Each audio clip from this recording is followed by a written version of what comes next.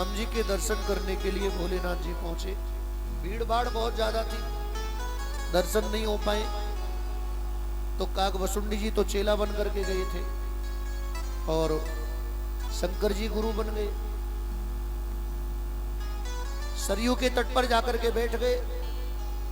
जो भी आता है उसी का हाथ देखने लग जाते हैं, ज्योतिषी बन गए। तो हस्तरेखा विशेषज्ञ और ज्योतिषी बन गए भोलेनाथ। जो भी जाता है सबके विषय में सटीक भविष्यवाणी कर देते हैं, बागेश्वर वाले ही बाबा की तरह।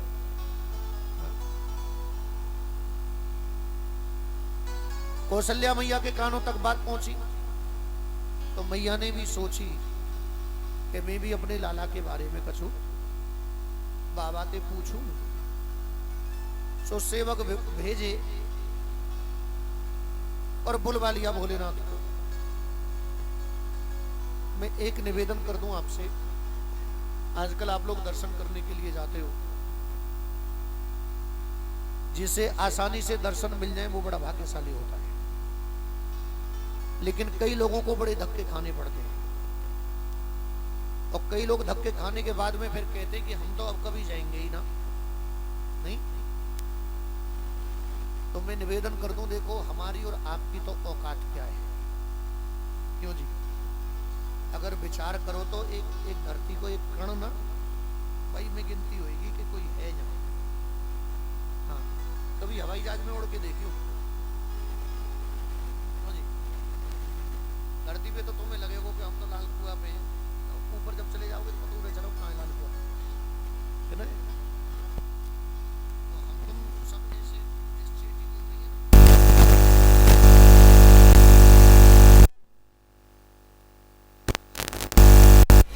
फिर भी हम उसके भक्त और उसकी नजर में हैं, तो ये हमारे लिए बहुत बड़ी बात है। जैसे हम प्रधानमंत्री को जानते हैं, ये कोई बड़ी बात नहीं है, लेकिन प्रधानमंत्री हमको बाई फेस जाने, ये बहुत बड़ी बात है। क्यों जी, हम परमात्मा को जानते हैं अनेकों नामों से। क्यों जी, ये कोई बड़ी बात नहीं है, क्योंकि हम सब उसके अपने।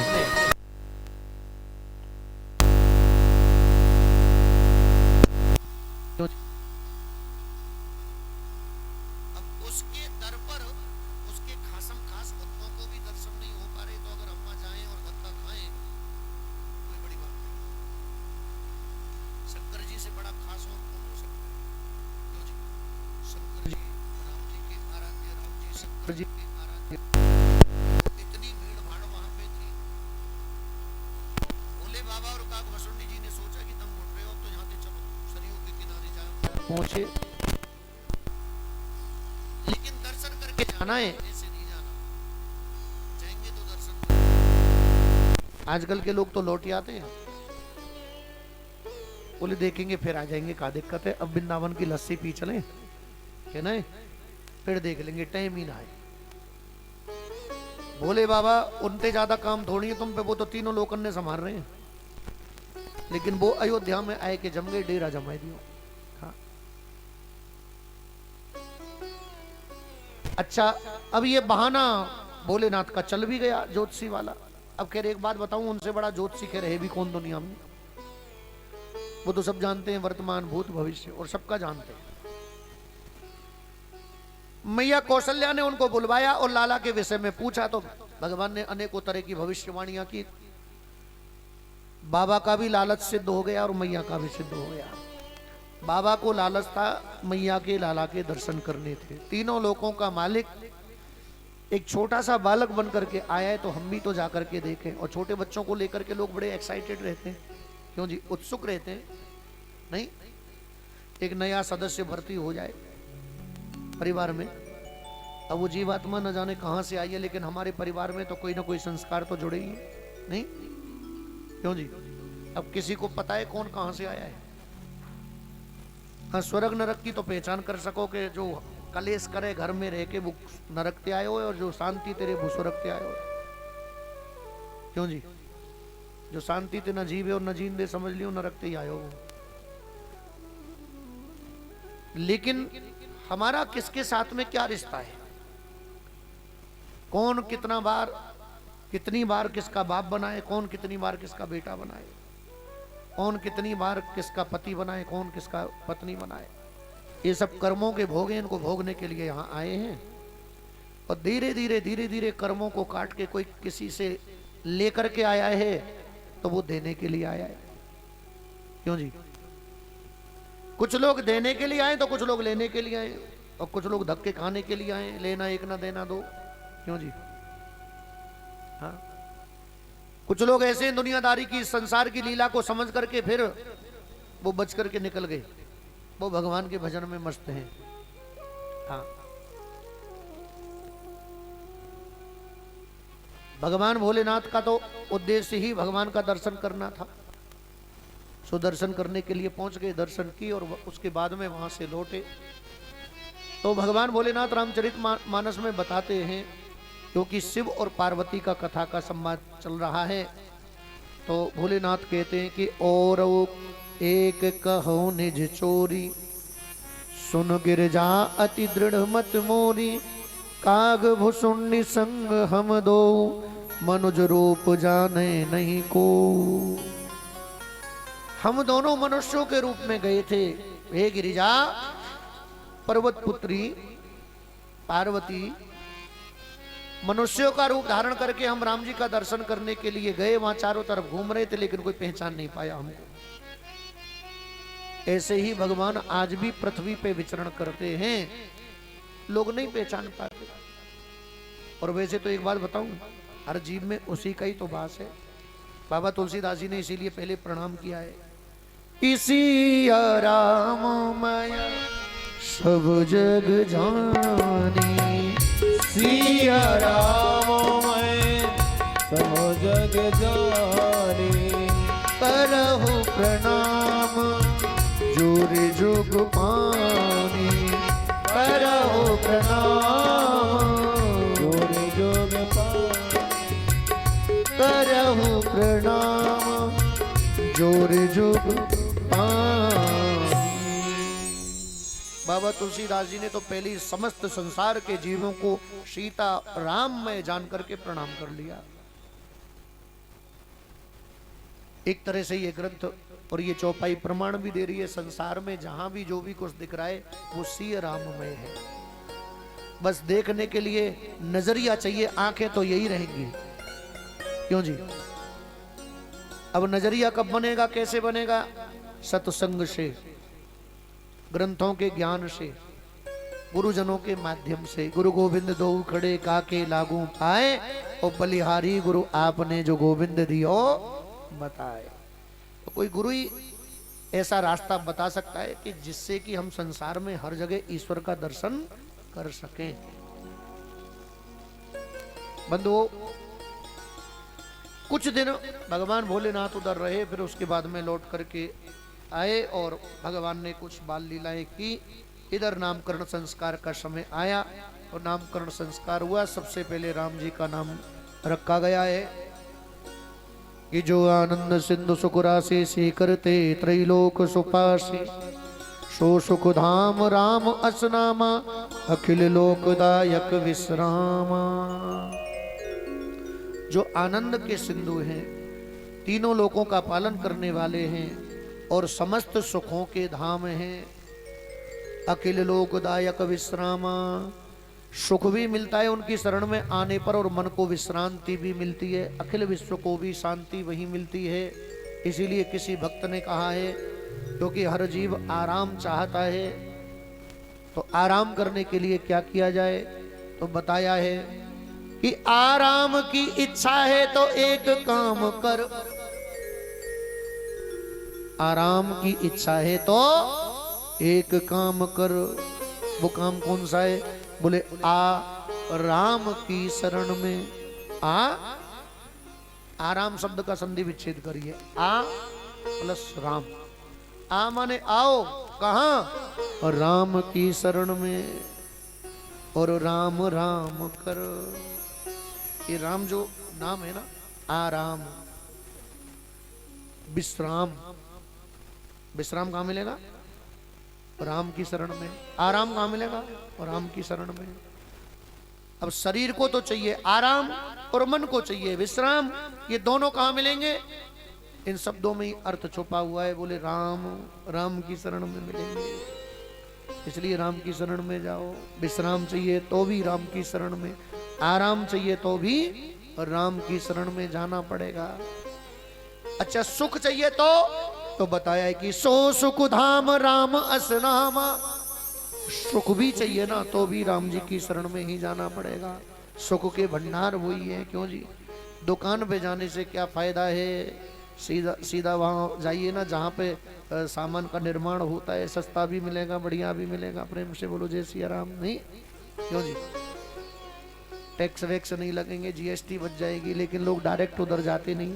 क्यों जी, घूम फिर के जाते हैं। बोले पहले दुनिया को आनंद ले ले, घर परिवार को आनंद ले ले, देख ले दुनिया में है का, और है कच्चना, घूम फिर के लौट फिर के वहीं आनो है। प्रेम से बोलो जय सिया राम।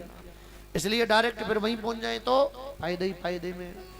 उसके बाद में बंधुओं राम जी के नाम के बाद में भरत जी का नामकरण संस्कार किया कि विश्व भरन पोषण कर जोई, ताकर नाम भरत अस होई।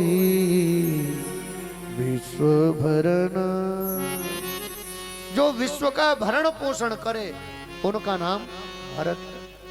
उसके बाद में बंधुओं शत्रुघ्न का नामकरण संस्कार किया है कि जाके सुमिरन तेरे पुनासा, नाम शत्रुघ्न वेद प्रकाशा। जिनके स्मरण मात्र से शत्रुओं का विनाश हो जाए उनका नाम शत्रुघ्न किया गया। शत्रु नाम घ्नन्ति मारयतीति शत्रुघ्न, जो शत्रुओं का वध कर दे। अच्छा उसके बाद में अंत में नामकरण संस्कार किया है किसका? लक्ष्मण जी का। लक्षण धाम राम प्रिय सकल जगत आधार, गुरु वशिष्ठ ते ही राखा लक्ष्मण नाम उदार। लक्षण धाम समस्त शुभ लक्षणों के धाम हैं लखनलाल जी। और राम प्रिय, राम जी को कुछ विशेष प्रिय हैं और लखनलाल जी को भी राम जी प्रिय हैं। सकल जगत आधार, सभी जगत के आधार हैं, क्योंकि ग्रंथ ऐसा कहते कि शेषनाग के फन पे ये धरती टिकी हुई है। तो लखनलाल जी कौन है? शेषावतार। तो अब जब पृथ्वी शेष के फन पे टिकी हुई है तो पृथ्वी पे रहने वाले जीवों का आधार तो पृथ्वी हुई, और पृथ्वी का आधार कौन हो गया? शेष। इसलिए शेषावतार लखनलाल जी को सकल जगत आधार कहा गया। गुरु वशिष्ठ तेई राखा लक्ष्मण नाम उदार। गुरु वशिष्ठ जी ने नाम रखा है, क्या नाम रखा है? उदार। ये बड़े उदार हैं, उदार प्रवृत्ति के हैं। लेकिन कभी कभी तो ऐसा लगता है कि उदार तो ये है ही हैं, इसमें कोई दो राय नहीं है। लेकिन कभी कभी जब क्रोध दिखाते हैं तो लगता है कि बिल्कुल भी उदार नहीं है। प्रेम से बोलो जय सिया राम। नहीं, परशुराम जी को भी दिखा दिया था ना। क्यों जी, जनक जी को भी दिखा दिया। ये भी नहीं सोचा कि बड़े भैया ने धनुष तोड़ दिया है। नहीं, ये तो धनुष तोड़ने से पहली बात है। जनक जी को जब क्रोध दिखाया है, जनक जी ने वो कह दिया था ना। आइए वो चर्चा तो तब बाद में करेंगे।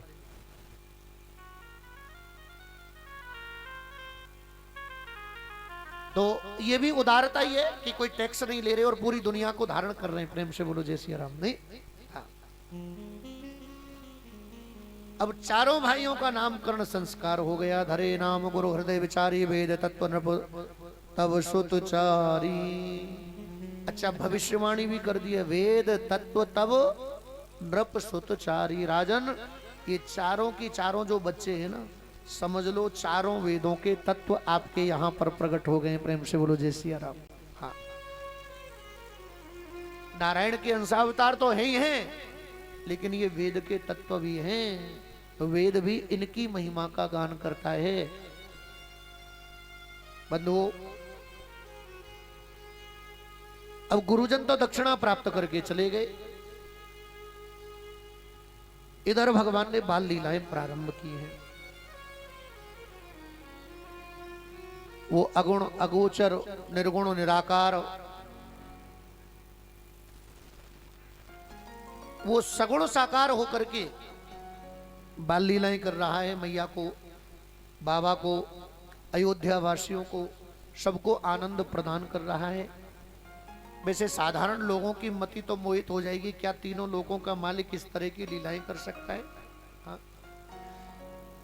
बाबा तुलसीदास जी ने भगवान की उन बाल लीलाओं में जो भगवान की छवि का दर्शन किया है, दो श्याम वर्ण के हैं, दो गौर वर्ण के हैं,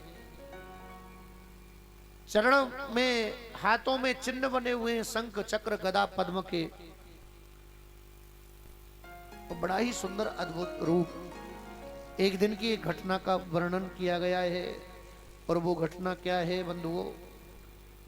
वो घटना है कि धूर भरे अति शोभित राम जू, कैसी बनी सिर सुंदर चोटी, खेलत खात फिरे अंगना, पग पे जनी बांधत पीरी कछोटी। सबसे पहले बाल लीलाएं हुई हैं।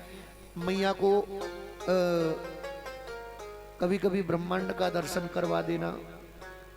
और एक दिन तो एक घटना ऐसी हुई थी कि मैया ने भोजन बनाया, भोग लगाया और ठाकुर जी के सामने रखा, और भगवान राम जी उधर पहुंच गए, जाकर के वहां पाने लगे। अच्छा, दो जगह भगवान का दर्शन हो रहा है। एक तो जहां पे भगवान को बिठाया हुआ है मैया ने, और दूसरी जगह जहां मंदिर बना हुआ है। यहाँ वहां दो बालक देखा, और जब दोनों जगह अपने सुत को, पुत्र को देखा, तो मैया थोड़ी भयभीत हो गई कि ये क्या लीला हो रही है? मैं तो ठाकुर जी का भोग लगा रही हूं और मेरा छोरा ही ठाकुर जी बन के पा रहे हो। अब ये तो हकीकत बात है, ठाकुर जी है तो हुई। हाँ,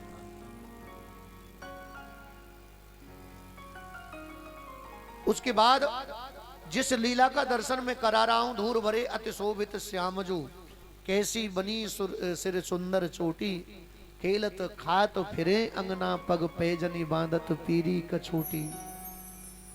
ये छवि तो बाबा रसखान ने, जिनका अपने सनातन धर्म से कोई ताल्लुक नहीं था। वैसे अगर पूर्व में जाएं तो ये सब जितने भी मुसलमान हैं अपने क्षेत्र के, ये सब हिंदू ही हैं, लेकिन इतिहास बता रहा है कि ये सब कन्वर्ट हुए हैं, बदले हैं, क्योंकि जो बाहर से आया था उसे घर में तो कोई रुकने ही नहीं देगा। क्यों जी?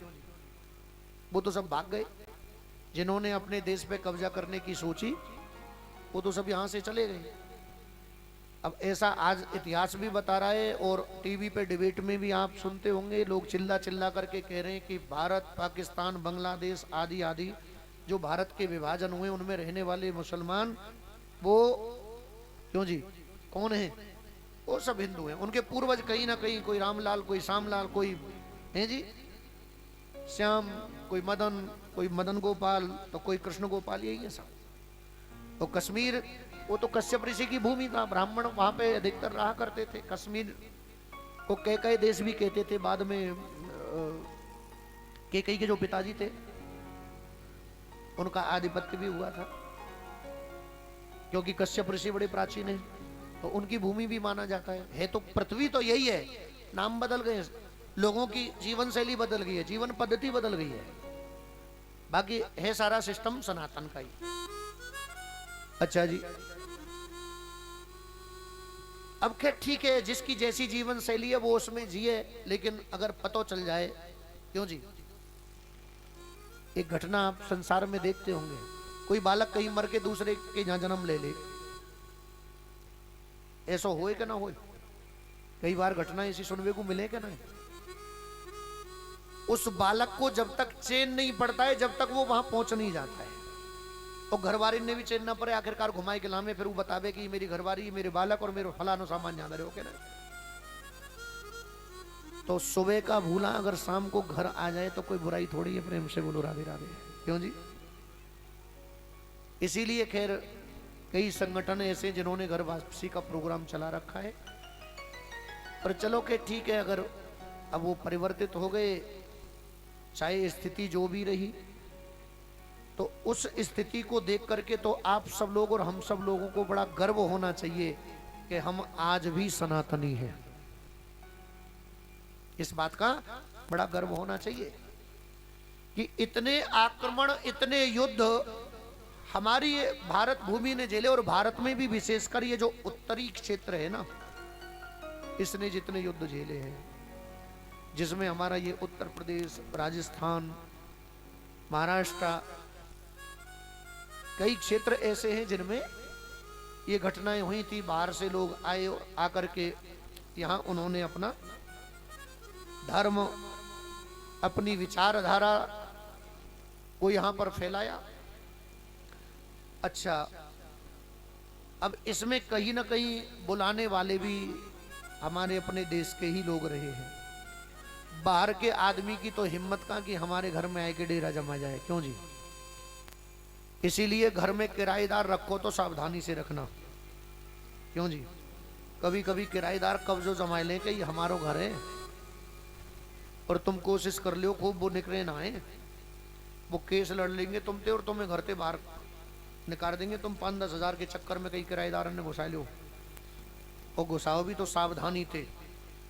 अब किराएदार भैया नाराज मत रह जाइयो, मैं तुम ते ना करो, जो अच्छे उनते तो कहीं ना रहोगे, जो कब्जो करवे बारे में उनते कह रहा हूं, ये उनकी बात है। किराएदार तो रखने चाहिए, सब पे घर थोड़ी हुए करे, लेकिन ऐसे किराएदारों से हमेशा सावधान रहना। पहले पता कर लेना कि तू पिछले माते मकाने छोड़ के आए हो, काय वजह से आए हो। जैसे कंपनी पूछ ले, क्यों जी? जो नौकरी करते होंगे वो जानते होंगे, जब कोई व्यक्ति कंपनी को छोड़ता है या कंपनी से निकाला जाता है, तो उससे पूछा जाता है कि पिछली कंपनी क्यों छोड़ी। छोड़ी के श्रीमान जी बताए दे, निकाले गए। अब वो कह दे कि निकाले गए तो वो सामने बारो भर्ती ना करे, हम क्यों भर्ती करें? फिर तू कल को हमारे खून नहीं पीवे वो, क्यों जी? हमें दुखी करे वो, हमें परेशान करे वो। और कई बार हो भी जाता है, लोग बड़ी बड़ी कंपनियों को बंद कर देते हैं, करवा देते हैं, क्यों जी? बड़ी बड़ी कंपनियां बंद हो गई, किसकी वजह से बंद हो गई? ऐसे लोगों की वजह से तो बंद हो गई। वहां हजारों लोगों का रोजगार चल रहा था, वो बंद हो गया। क्यों? क्योंकि वहां की जो कंपनियों में जो लेबर के जो नेता लोग थे, उन्होंने कर कर हड़ताल, कर कर हुड़दंग, क्यों जी? मालिकों को तंग किया। कछु मालिक ने तंग करे, कछु मालिक तंग करे, कछु नेता ने तंग करे, तो बहुत सारी स्थिति बनी और वो कंपनी बंद हो गई। लेकिन किसी ने ये नहीं सोचा कि एक कंपनी किसी क्षेत्र में आ जाती है तो हजारों लोगों को रोजगार मिल जाता है। अरे ठीक है, कम पैसा मिल रहे तो काहे को, गुजारो तो चल रहा है, क्यों जी? तो बल्कि सरकार को भी और उन लोगों को जो उस कंपनी में काम कर रहे हैं, उन वर्करों को उस मालिक का सहयोग करना चाहिए, उसके दुख सुख में शामिल होना चाहिए, जिसने रोजगार का साधन दिया, क्यों जी? और उस मालिक को भी सोचना चाहिए कि भैया जो तुझे करोड़पति बना रहे हैं, मेहनत कर रहे हैं, तो थोड़ा उनका भी ख्याल रखे, जिससे कंपनी चलती रहे, क्यों जी? अच्छा, अब ऐसा ही नहीं है इसमें वर्करों का दोष होता है। कई बार ऐसा भी होता है, कई चतुर लोग कंपनियां तो खोलते हैं, लोन ले लेते हैं और फिर दिवालिया घोषित कर देते हैं, अपना कोई नुकसान नहीं। हालांकि मोदी सरकार ने इस विषय पे संज्ञान तो लिया है, क्योंकि वो दिवालिया होके फिर सरकार को तो देना नहीं, और सरकार बैंक वाले फिर सरकार को बोल दें कि साहब वो तो दिवालिया हो गए, ये हो गया, वो हो गया नहीं। तो अब बड़ी बारीकी से विश्लेषण चल रहा है कि कोई बेईमानी न करे, और इसीलिए कुछ बेईमान लोग परेशान हैं। प्रेम से बोलो जय सिया राम। नहीं, वो शासन सत्ता वर्तमान जो चल रही है उसको पता नहीं क्या क्या कह देते हैं। क्यों? क्योंकि उनके जो भोजन भंडार चल रहा हो वो रुक गए हो, क्यों जी? अब हालांकि ये बंद नहीं होगा, ये पक्की बात है, ये 100% बेईमानी बंद ना होगी। क्यों? ये नई ना, ये सतयुग से चली आ रही है। अब जो चीज संसार के सृजन के समय पे प्रकट हुई है, जब आज तक बंद ना हुई तो आगे कहां से जाएंगी? हाँ, ये तब तो बंद हो सकती है जब ऐसे विद्यालयों का, गुरुकुलों का निर्माण किया जाए जो भारत में प्राचीन समय में थे, जहां पर चरित्र का भी निर्माण होता था, शिक्षा के साथ साथ चरित्र का निर्माण होता था। हाँ, देश में वर्तमान में जब तक शिक्षा व्यवस्था ठीक नहीं होगी तब तक ये बेईमानी खत्म नहीं होगी। प्रेम से बोलो जय श्री राम। और राष्ट्रभक्त बालक, राष्ट्र का हित सोचने वाले बालक विद्यालयों से ही आते हैं सब। और विद्यालयों में भी विशेषकर आज की यूनिवर्सिटियों में तो भारत तेरे टुकड़े होंगे ऐसे नारे लग जाते हैं, लेकिन किसी गुरुकुल में आपने ये नारा नहीं सुना होगा। क्यों जी? आज तक गुरुकुल में पढ़ने वाले किसी लोग ने, किसी व्यक्ति ने, किसी विद्यार्थी ने आज तक ये नारा नहीं लगाया होगा कि भारत तेरे टुकड़े होंगे। लेकिन जो भारत के लोगों के टैक्स की कमाई के पैसे से पढ़ाई कर रहे हैं, वो लोग अगर ऐसे नारे लगावें किसी यूनिवर्सिटी में, तो उन लोगों को तो आजीवन काला पानी होना चाहिए। हमें अखंड भारत की बात करनी चाहिए, लोग टुकड़े करने की बात करते हैं। तो इन लोगों को क्या कहेंगे? इन लोगों को जयचंद ही कहेंगे, इन लोगों को गद्दार ही कहेंगे। तो गद्दारों को जो सजा पहले से शास्त्रों में या संविधान में है, वो सजा उनको मिलनी चाहिए।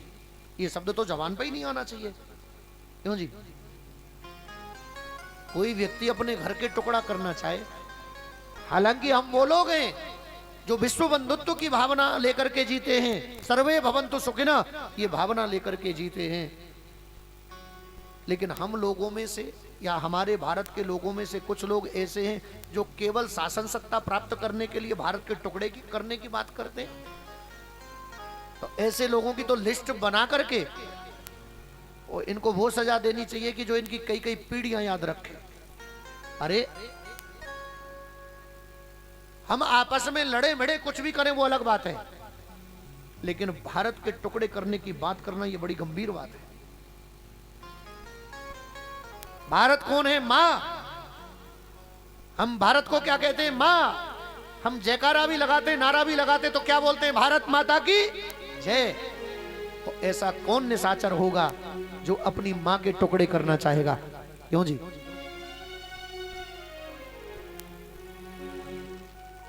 और अगर कोई है तो संविधान में जो सजा बनती है वो सजा उनको मिलनी ही चाहिए। नहीं, इसीलिए हमारी जो शिक्षण पद्धति है, भले ये कितनी भी मॉडर्न हो जाए, लेकिन इसमें एक चैप्टर आधे घंटे या 15 मिनट का किसी राष्ट्रभक्त का वहां पर लेक्चर होना ही चाहिए प्रतिदिन। कभी छत्रपति शिवाजी, कभी महाराणा प्रताप, कभी लाला लाजपत राय, कभी सुखदेव, कभी राजगुरु, कभी बटकेश्वर दत्त। प्रार्थना के बाद में 15 मिनट का एक किसी भी टीचर का लेक्चर होना चाहिए, जिससे बच्चों के हृदय में राष्ट्रभक्ति की भावना जागे। दूसरी बात, एक चैप्टर संविधान का भी होना चाहिए, क्योंकि हमें संविधान की जानकारी नहीं है। क्यों जी? जो लॉ करते हैं, एडवोकेट बनते हैं, उनको संविधान की जानकारी है। वो धोखा नहीं खाते, वो अच्छे अच्छे लोगों का मुंह बंद कर देते हैं। ठीक उसी तरह हर नागरिक जब उसे कानून की जानकारी होगी तो वो हर किसी का मुंह बंद कर सकता है। तो एक संविधान का चैप्टर भी पढ़ाया जाना चाहिए कि कौन सी धारा किस वजह से लगती है, पता तो चले लोगों को। और जब कानून की जानकारी लोगों को होगी तो हो सकता है देश में से क्राइम भी कम हो जाए। क्यों? क्योंकि आदमी को पता रहेगा कि ये धारा लग जाएगी तो फिर तेरा पीछा छूटने वाला नहीं है। क्यों जी? अब यहाँ जो पढ़ाई वास्तव में होनी, और ये अनिवार्य होनी चाहिए, हर जाति धर्म के लोगों के लिए होनी चाहिए। एक तो राष्ट्रभक्ति, जैसे योगा को अनिवार्य कर दिया गया है, ऐसे ही एक चैप्टर चाहे 15 मिनट का हो वो राष्ट्रभक्ति का हो, जैसे योग का चल रहा है आजकल। और दूसरा संविधान की जानकारी का हो। अगर इन दोनों की जानकारी व्यक्ति को होगी ना, तो धीरे धीरे धीरे धीरे जो भी क्राइम है वो अधिकतर खत्म हो जाएगा। शिक्षण पद्धति की व्यवस्था जब तक इसमें कुछ ऐसी चीजें शामिल नहीं की जाएंगी, आदमी क्राइम कब करता है? जानकारी के अभाव में, जिसे संविधान की जानकारी नहीं है। क्यों जी? जिसे ये नहीं पता कि इसका पनिशमेंट क्या होगा, कितना खतरनाक हो सकता है। अच्छा, व्यक्ति परमानेंट अपने आपे में अगर सोचे कि मैं झेल लूंगा, वो सोच लेगा कि ठीक है मेरा क्या होगा, मर्डर हो जाएगा, मर जाऊंगा, नहीं। लेकिन योगी बाबा ने बड़ा अच्छा फार्मूला निकाला है कि बेटा तू नहीं मरेगो, तेरो घर भी तोड़ हो जाएगा बुलडोजर ते। क्यों जी? क्योंकि वो माँ बाप भी तो दोषी हैं कि जिन्होंने ऐसी संतान को पैदा किया, और पैदा करना तो अपराध नहीं था, लेकिन उसकी परवरिश तो ठीक होनी चाहिए थी। क्यों जी? और हर माँ बाप को पता होता है कि उसके पूत के पाम कैसे। प्रेम से बोलो जय सिया राम। जो माँ बाप ये कहें कि हमको तो पता ही नहीं था हमारा बच्चा ऐसा है, वो झूठ बोलते हैं। हर माँ बाप को पता होता है कि उसका बेटा कैसा है, उसकी बेटी कैसी है। क्योंकि माँ पे पूत पिता पे घोड़ा, ज्यादा नहीं तो थोड़ा थोड़ा, सबको पता होता है। नीम के पेड़ पे निबोरी लगेंगी, आम नहीं लगेंगे। क्यों जी? माँ बाप के कछु ना कछु गुण तो माँ में होंगे ही। वो अलग बात है कचन के प्रकट हो जाए, कचन के ना हुए, समाज में अच्छे बने घूमे वो लोग। क्यों जी? अच्छे होने का नाटक करते, लेकिन अंदर क्या होता है। क्यों जी? अगर नीम के पेड़ पे ज्यादा दिन आम लगवे शुरू हो जाएंगे तो समझ लेना उस दिन माँ बाप की गलती नहीं, उस दिन बच्चों की गलती है। और जब तक आम के पेड़ पे आम लगेगा, नीम के पेड़ पे नीम लगेगा, तब तक तो माता पिता की गलती है।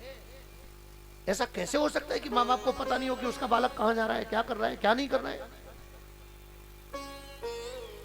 10 मिनट लेट हो, पूछो कहां गया, क्यों लेट हुआ, बात करवाओ उससे। क्यों जी? लेकिन नहीं पूछते। क्यों? जवान है वो छोरा मर जाएगा, ससुर मरेगा ही तो सही, दुनिया मर गई। क्यों जी? कहां जाएगा, याद ज्यादा तो कुछ ना करेगा। लेकिन पूछना नहीं है, इस डर से नहीं पूछोगे तो वो फिर आतंकवादी बनेगा ही बनेगा। कुछ समय पहले 10-20 साल पहले जाओ, शाम के समय सारे बच्चे इकट्ठे हो जाते थे, घर होते थे कि नहीं। घर का एक बड़ा सबकी खबर लेता था, वो कहां है, लाओ ढूंढ के लाओ, सबको बिठाओ यहाँ। फिर चर्चाएं होती थी, नीति की, राजनीति की, घर की, परिवार की, क्या दिन में किया, कहां गए, क्या पढ़ाई की, ये सब होता था। आज नहीं होता, आज घर का मुखिया ही गायब है, तो बच्चों का तो पता क्या चलेगा। प्रेम से बोलो जय श्री राम। क्यों जी? पहले तो मुखिया ही बैठता था ना, वो पूछता था। अब मुखिया को ही पता ना है वो कहाँ है, कौन से क्षेत्र में रेंज थे, बाहर जा रहा हो आजकल। क्यों जी? नेटवर्क क्षेत्र में है ही नहीं, फोन मिलाओ तो कवरेज एरिया से बाहर बोल रहा है। तो फिर समाज की स्थिति क्या होगी। क्यों जी? ये तो आप खुद विचार कर सकते हो। तो कहीं ना कहीं बड़ों का कुछ कर्तव्य बनता है समाज को सुधारने के लिए। तो बड़ों को पहले अपने आप में सुधार लाना चाहिए, उसके बाद में बच्चों में अपने आप सुधार हो ही जाएगा। राम जी का जो कैरेक्टर है, राम जी का जो चरित्र है, वो इसीलिए तो है कि हम अपने चरित्र को आदर्श चरित्र बनाएं। जीवन तो गधा घोड़ा खच्चर सब जी रहे, सांप बिच्छू सब जी रहे, लेकिन एक ऐसा चरित्र हो। आज राम जी को गाया जा रहा है, क्यों? अब दशरथ जी पीछे पीछे थोड़ी गए कि भाई तुम कहाँ मतलब पढ़ोगे, किसके सानिध्य में रहोगे। आपको एक बात बताऊं, जिस व्यक्ति के ऊपर अगर माँ बाप ना हो, अगर वो ग्रंथों की शरण ले लेता है तो कभी रास्ता नहीं भटकेगा। पहली बात तो वो लोग भाग्यशाली है जिनके ऊपर माता पिता और गुरुजन हैं, बालक कभी रास्ता भटक नहीं सकता है। और अगर माँ बाप से भी बात बिगड़ जाती है तो माँ बाप को चाहिए, बच्चा अगर हमसे नहीं रुक पाएगा तो उसके हाथ में रामायण थमा दो, वो रुक जाएगा। कई लोग डंडे से नहीं रुकते, ज्ञान से रुकते हैं। प्रेम से बोलो जय सिया राम। इसलिए ग्रंथों का ज्ञान। और फिर भी ना रुके तो कथा में ले जाओ कि चल बेटा 10-5 मिनट बैठियो। ये पक्की बात है, कथा में आकर के जीवन बदलता है। आप तो जाओ ही जाओ, लेकिन बच्चों को भी लेकर के जाओ। जीवन में अगर परिवर्तन चाहते हो तो छोटे बच्चों को जरूर लेकर के जाइए। क्यों? क्योंकि छोटे बच्चे ही अपना जीवन वैसा ही बना लेते हैं जैसा वो देखते हैं और जैसा वो सुनते हैं। हिंदू का बच्चा अगर घर से बाहर भी निकल जाएगा तो वो बाबा बनेगा, सन्यास लेगा, कुंभ में डुबकी लगाएगा। वहीं इस धरती पे कई धर्म ऐसे भी हैं, उनका बच्चा अगर निकल गया तो वो आतंकवादी बनेगा, बम बनाएगा, बम फोड़ेगा, न शांति से जिएगा और न जीने देगा। कारण क्योंकि सनातन धर्म की शिक्षा यही है कि शांति से जियो और जीने दो। किसी का हक मत खाओ, किसी के हक पे नजर मत डालो। और वहीं अन्य धर्मों की शिक्षा है कि लूटो खाओ मौज बनाओ। क्यों जी? हम बम बम भोलेनाथ बोलते हैं, कोई अगर सनातनी बम बोले तो लोगों के हाथ उठ जाते हैं, बम भोलेनाथ। है। लेकिन वहीं अन्य धर्मों का अगर कोई व्यक्ति बम बोल दे तो है, रेलवे स्टेशन हो, क्यों जी, है, बस अड्डा हो जहां पे भीड़ काफी हो रही है, क्योंकि तो एक विशेष धर्म यहां पर पूरे विश्व में ही है, यहां पर ही क्या, अगर उसका आदमी कोई बोल दे कि बम, मैदान साफ हो जाएगा, खाली हो जाएगा। अब भले ही वो बोले महादेव को लक्ष्य करके।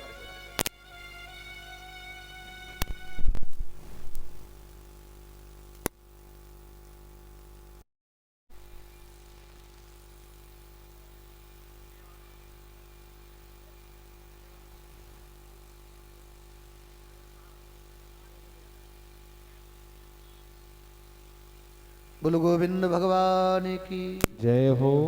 तो इसीलिए संगति, संस्कार, शास्त्र और संतों की जरूरत है। सबकी राशि कुंभ है साहब, प्रेम से बोलो जय सिया राम। संगति, शास्त्र, संस्कार और संत, इन सब की जरूरत है जीवन को मर्यादित जीने के लिए। मर्यादित जीवन तो तभी व्यक्ति जी सकता है जब खोपड़ी पे कोई प्रेशर होगा। और हमारे जो शास्त्र है ना, ये ग्रंथ है, ये हमारे माइंड पे ऐसा प्रेशर क्रिएट करते हैं, ऐसा प्रेशर बनाते हैं कि चाह करके भी व्यक्ति अपनी लाइन से अलग नहीं हो सकता है। जैसे ट्रेन अपनी लाइन से अलग नहीं होती है, प्रेम से बोलो जय सिया राम। वो अपनी पटरी पे ही चलेगी, क्यों जी। आपने देखा होगा स्लीपरों से वो पटरी कसी हुई होती है, और ऐसी कसी हुई होती है कि ट्रेन का पहिया मुश्किल से 1-2 इंच लोहे की पटली पे भागता है, क्यों जी। दोनों पहिए 1-2 इंच दोनों तरफ से होते हैं, ऐसा बढ़िया बैलेंस बना होता है। तो संस्कारों से क्या होता है, व्यक्ति का जीवन उसका बैलेंस होता है। और जिसके जीवन में बैलेंस नहीं हुआ, जिसके अकाउंट में बैलेंस नहीं हुआ, अकाउंट में भी बैलेंस होना चाहिए और जीवन में भी बैलेंस होना चाहिए। हर जगह बैलेंस की जरूरत है। आप एक पतली से पतली रस्सी पर भी चल सकते हो अगर बैलेंस आपने बना लिया। प्रेम से बोलो जय सिया राम। नहीं, आपने अगर पढ़ने के टाइम में बैलेंस बना लिया कि इतने समय पढ़ना है, इतने समय सोना है, तो निश्चित है आप बहुत जल्दी तरक्की कर जाओगे। वहीं किसी दिन पढ़ रहे हैं 20 घंटे और किसी दिन 2 घंटे भी नहीं पढ़ रहे, क्यों जी, नहीं तरक्की कर पाओगे, नहीं आगे बढ़ पाओगे। धन भी कमाओ तो धन कमाने में भी धन रखो, तो उसमें भी बैलेंस करिए कि कितना कहाँ खर्च करना है, बच्चों को कितना देना है, पत्नी को कितना देना है, भविष्य के लिए कितना रखना है, प्रॉपर्टी के लिए कितना खर्च करना है। तो हमें कहीं ना कहीं ये लौकिक बातें बहुत प्रेरणा देती हैं बंधुओं, और इन प्रेरणाओं को जीवन में अवश्य उतारना चाहिए। इनसे हम लाभ प्राप्त कर सकते हैं। भगवान श्री राम जी बाल लीलाओं का दर्शन करा रहे हैं, और इन बाल लीलाओं में मैं चर्चा कर रहा हूं इस समय रसखान जी की, और रसखान जी ने कैसे दर्शन किए। कि धूर भरे अति शोभित राम जो कैसी बनी सिर सुंदर चोटी। हमारे ठाकुर जी के भक्त हर धर्म में हुए हैं, अगर अब वो लोग अपने आप को अलग मानते तो। खेलत खात फिरे अंगना पग पे जनि बांधत पीरी कछोटी। किया छवि रस खान विलोकत वारित काम कला निधि कोटि। अरे काग के भाग कहा कहिए, हरि हाथ सो ले गयो माखन रोटी। काग के भाग कहा कहिए, हरि हाथ सो ले गयो माखन रोटी। पहले तो भगवान ने घुटवन चल के बाल लीलाएं की, और जब पैरों के बल चलने लगे तो एक दिन कौशल्या मैया ने माखन रोटी के टुकड़े पे रख दिया और लाला को दे दिया। पैरों में पैजनियां बंधी हुई है, कमर में करधनियां बंधी हुई है, गले में एक काले धागे में सूर्य और चंद्रमा बंधे हुए हैं। हाँ जी, और करधनी भी वो भी काले ही धागे में होती थी। अब आजकल तो काला धागा पैर पे भी उतर आया है, नहीं? हाँ, नहीं, काला धागा 2 ही जगह मैंने तो बनता देखा है। एक तो छोटा बच्चा होता है, उसके गले में सूर्य चंद्रमा हो, नहीं क्यों जी? आप लोगों ने भी देखा हो। तो कमर में जो करधनी होती है उसमें भी काला धागा होता है। अच्छा, आजकल वो तांत्रिक लोग भी काला धागा वो बाजू पे बंधवा देते हैं। गलो भी बंध गो, कमर भी बंध गई, बाजू भी बंध गई, टांग बची वो भी बांध दी। अब नहीं, अब ये टांग का मैटर हमारी समझ में आज तक नहीं आया है कि इसको बांधने का क्या मतलब होता है। कई बच्चों से मैंने पूछा, जवान बच्चे ज्यादा बांध रहे हैं, मैंने पूछा भैया ये टांग क्यों बंध रही है?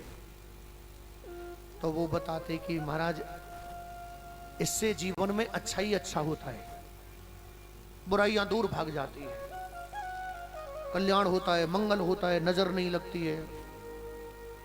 अच्छा चलो कोई मलूक बालक बांधे तो ठीक भी है, कारे कलुआ बांध रहे हैं है ना, उन्नू नजर लग रही है, उन्नू नजर की टेंशन क्यों जी? कोई बुरो मत मान जियो, खैर मलूक तो कारे भी हो, ऐसी बात ना है, हमारे भगवान भी कारे है ना।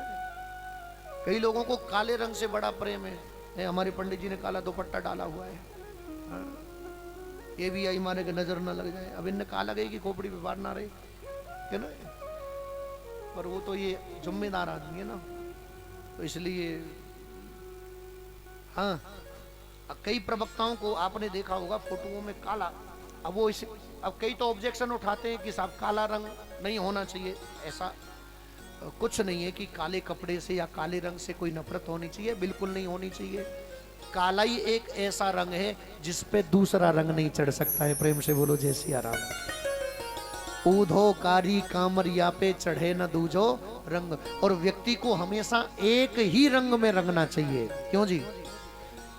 है आज गोरो, कल कारो, परसों पीरो, हैं बागे बाद में कितने जितने रंगे उतने ही रंग जाए, क्या फायदा है? एक रंग में रंगो। और काला रंग तो ऐसा है, क्यों जी? मीरा ने काला रंग चढ़ाया, श्याम रंग में रंगी चुनरिया, क्यों जी? बड़ा प्यारा भजन है, आइए थोड़ा सा उसे गुनगुनाएं।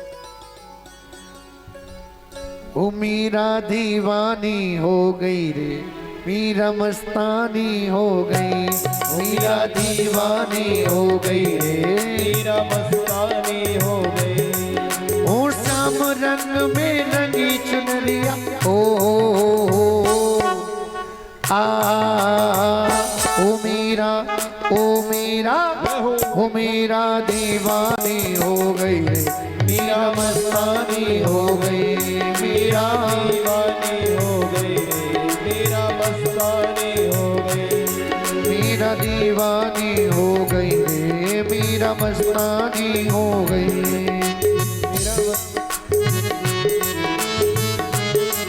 विराट है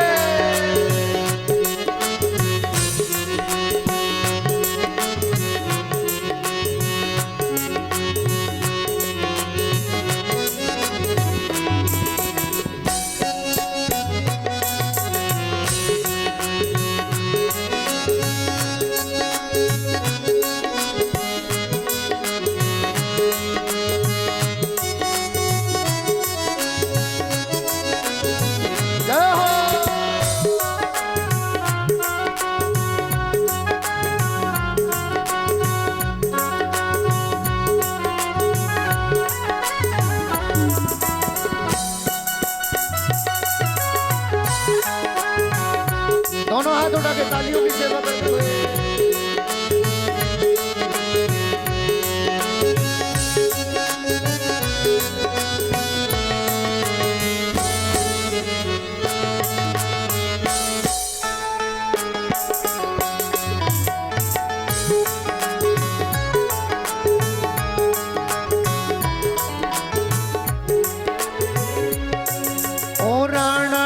राजधानी छोड़ी, लोक लाज सब छोड़ी, राणा की राजधानी छोड़ी, लोक लाज सब छोड़ी।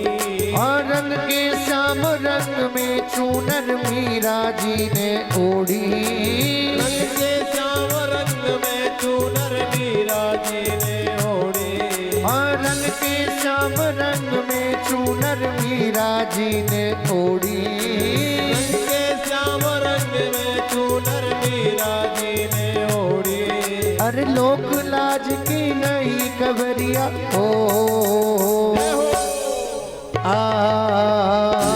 मीरा ओ मीरा मीरा दीवानी हो गई मीरा मस्तानी हो गई मीरा दीवानी हो गई मीरा मस्तानी हो गई। इस दुनिया से प्रीत तोड़ के श्यामल रंग चढ़ाया। इस दुनिया से प्रीत तोड़ के श्यामल रंग चढ़ाया। अरे साथ सभी का दिया छोड़ और गिरधर गाया।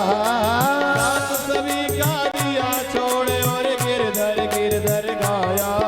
अरे वो तो ऐसी भई बावरिया हो मीरा ओ मीरा। जय जय।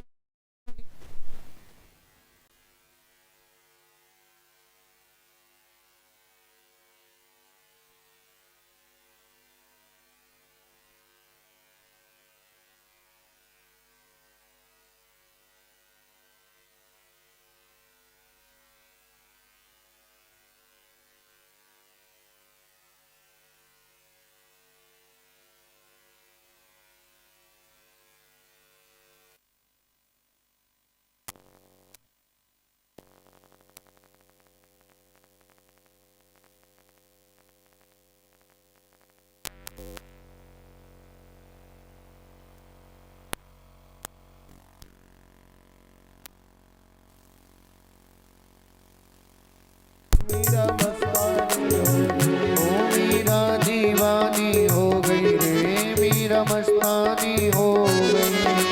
दीवानी हो गई मीरा मस्तानी हो गई। ओ पैरों में वो बांध के घुंघरू नाचे झूमे गाए। पैरों में वो बांध के घुंघरू नाचे झूमे गाए। भाई बिरहनी श्याम रंग की और न कोई भाए। भई दीवानी श्याम रंग की और न कोई भाए। हाँ भाई बिरहनी श्याम रंग की और न कोई भाए। भई दीवानी श्याम में की और न कोई भाए। वृंदावन की लई डगरिया ओ मीरा ओ मीरा मीरा दीवानी हो गई मीरा मस्तानी हो गई। मीरा दीवानी हो गई मीरा मस्तानी हो गई। हाँ मीरा दीवानी हो गई रे मीरा मस्तानी हो गई। मीरा दीवानी हो गई मीरा मस्तानी हो गई। हाँ लगन लगी है तेरे दर्श की और न कोई भाए। लगन लगी है तेरे तरस की और न कोई आए। हाँ लगन लगी है श्याम दर्श की और न कोई भाए। लगन लगी है श्याम दरस की और न कोई भाए। अरे गली गली तो ढूंढती डोले और कहीं ना जाए। गली गली में ढूंढती डोले और कहीं ना जाए। गली गली वो ढूंढती डोले और कहीं ना पाए। गली गली में ढूंढती डोले और कहीं ना।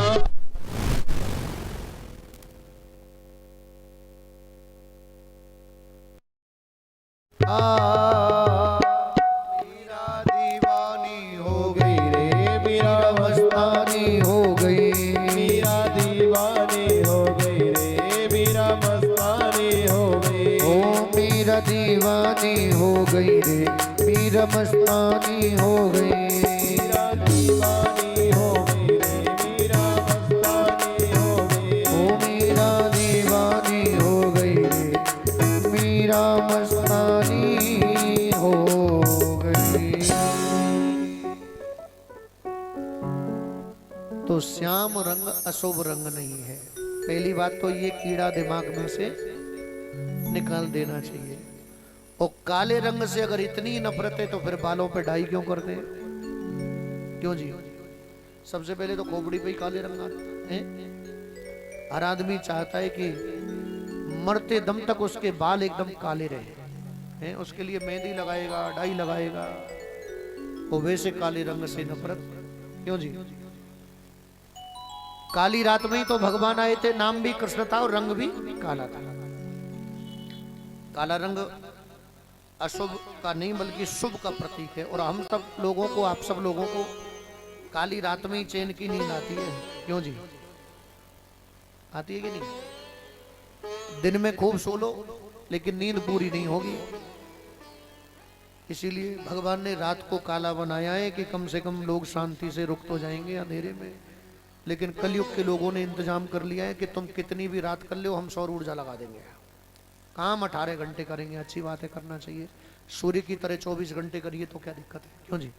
करना चाहिए, वर्क करने में क्या दिक्कत है। लेकिन बात काले धागे की चल रही थी। मैं निवेदन कर दूं, काले धागे बांधने से अशुभ दूर नहीं होगा, काले धागे बांधने से ग्रह दूर नहीं होंगे, काले धागे बांधने से भूत प्रेत दूर नहीं होंगे। काले कर्मों को छोड़िए तब मंगल होगा जीवन में। प्रेम से बोलो जय सिया राम। अब काले कर्मों को तो छोड़ते नहीं और काले धागों को छोड़ देते हैं, काले कपड़ों को छोड़ देते हैं। क्यों जी? कई लोग जाते कोकिला वन में, वहां कपड़े छोड़ी आते, उनसे पूछो क्यों छोड़े? बोले पंडित जी ने बताया था काले कपड़े छोड़ करके आना, शनिचर उतर जाएगा। पंडित जी ने ये नहीं बताया खोपड़ी भी मुड़वाई गई हो, खोपड़ी पे कारे बारे कि नहीं, कपड़ान में शनिचर घुस रहा है, शनिचर बैठे को तेरी खोपड़ी बैठे को पहले। और शनिचर को इतना बुरा हो रही है। अरे शनि अगर कुंडली में ठीक ना हो तो राजयोग नहीं बनेगा। ये जो जितने भी क्रूर ग्रह ना, शनि, मंगल, सूर्य, राहु, केतु, यही तो राजयोग बनाते हैं। राजनीति यही करवाते।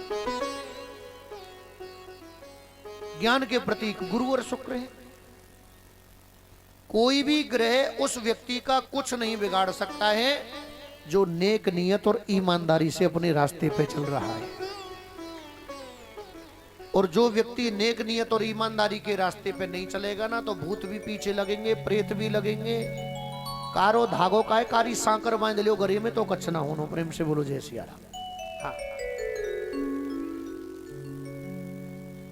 क्यों जी?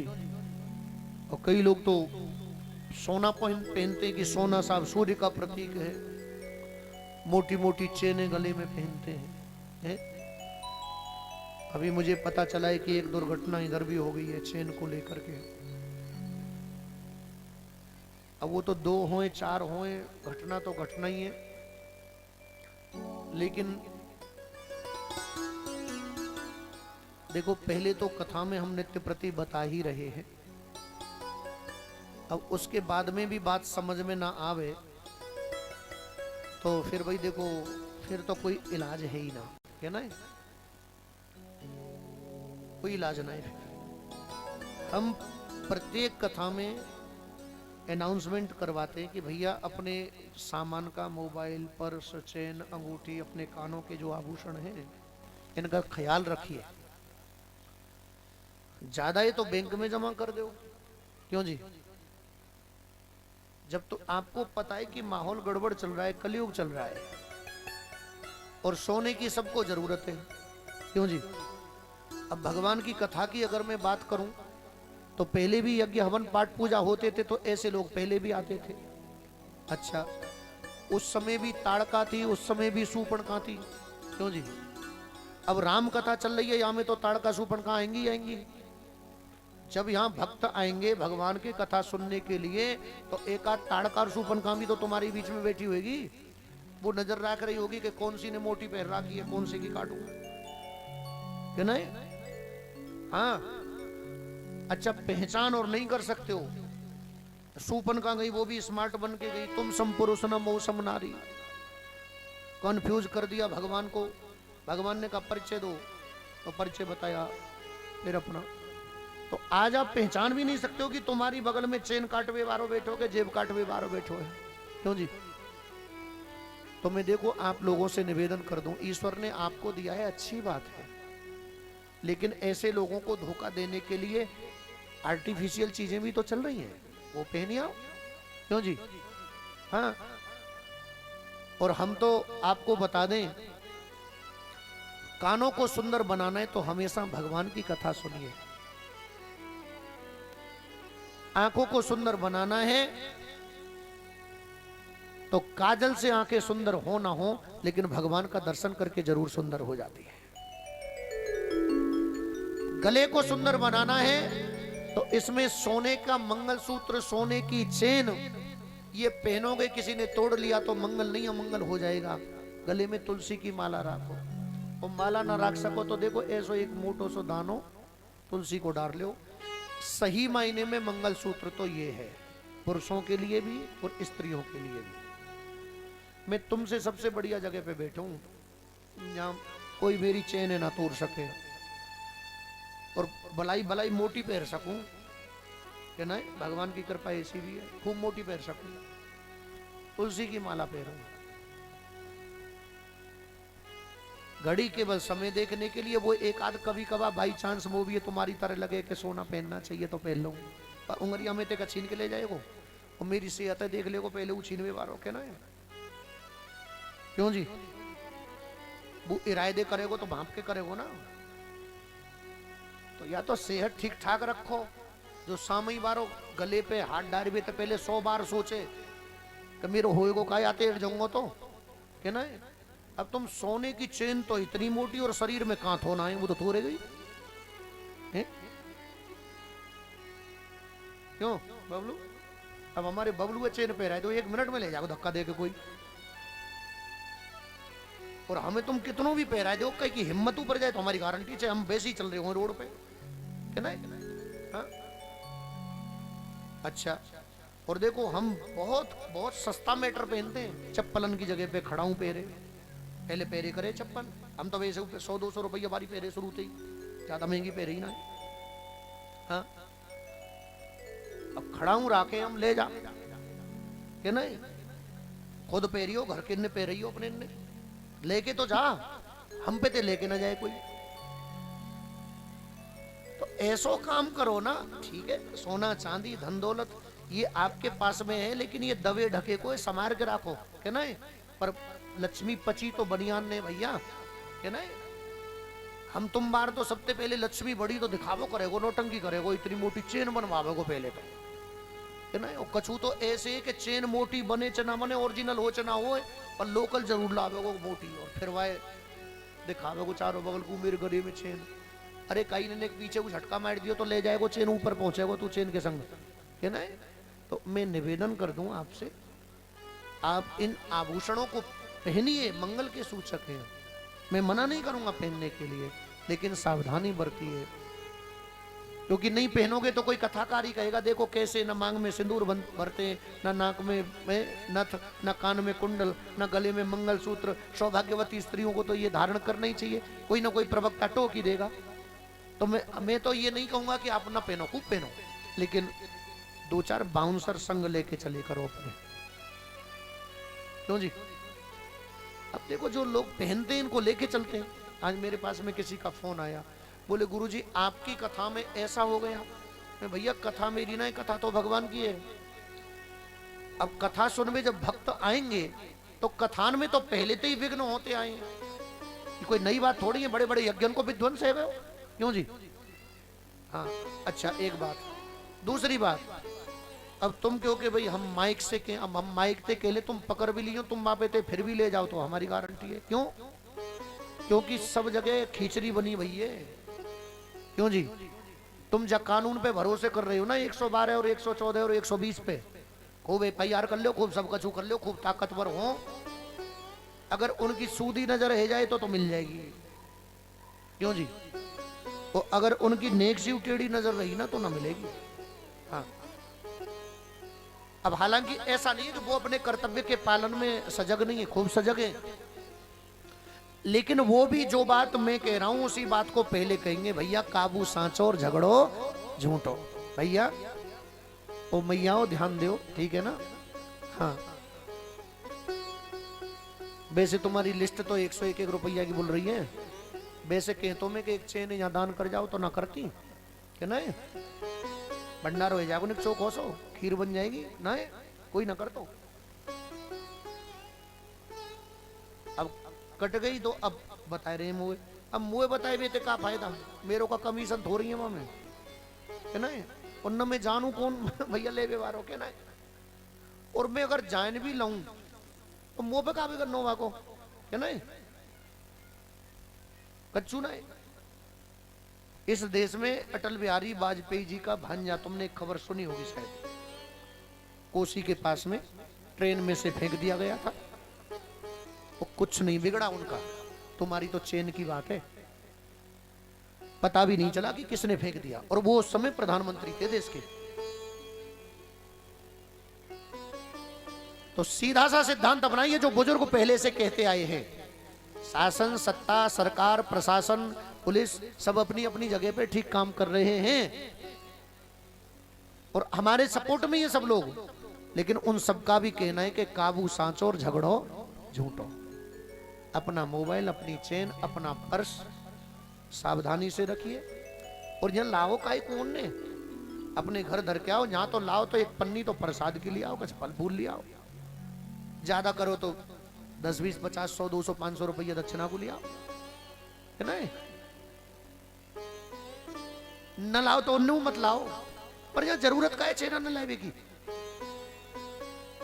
मैं यही निवेदन कर देना चाहता हूं आज मैंने ये बात कह दी है तो सजग हो जाना सावधान हो जाना ऐसे लोग यहाँ आते रहते हैं ना आप कुछ कर पाओगे ना हम कुछ कर पाएंगे ना शासन प्रशासन कुछ कर पाएगा मोदी जी के पास चले जाना वो भी यही कहेंगे पहले तो तुम्हें ध्यान रखना अब चलो ठीक है ढूंढवा में तो 2-4 महीना में वो ढूंढेगी और ढूंढे ढूंढे ना ढूंढे प्रेम से बोलो जय सिया राम ठीक है ना इसलिए सजग रहिए सावधान रहिए क्यों जी हाँ मेरे आंखों के सामने की एक घटना बता रहा हूं मैं दिल्ली रेलवे स्टेशन पे था एक बार कहीं जा रहा था एक कोई बहन जी थी उन्होंने काफी सोना पहन रखा था गले में भी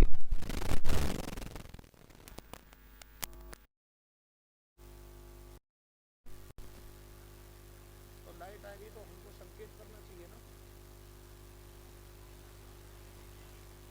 तो डीजल तो हमारा पकड़ो भैया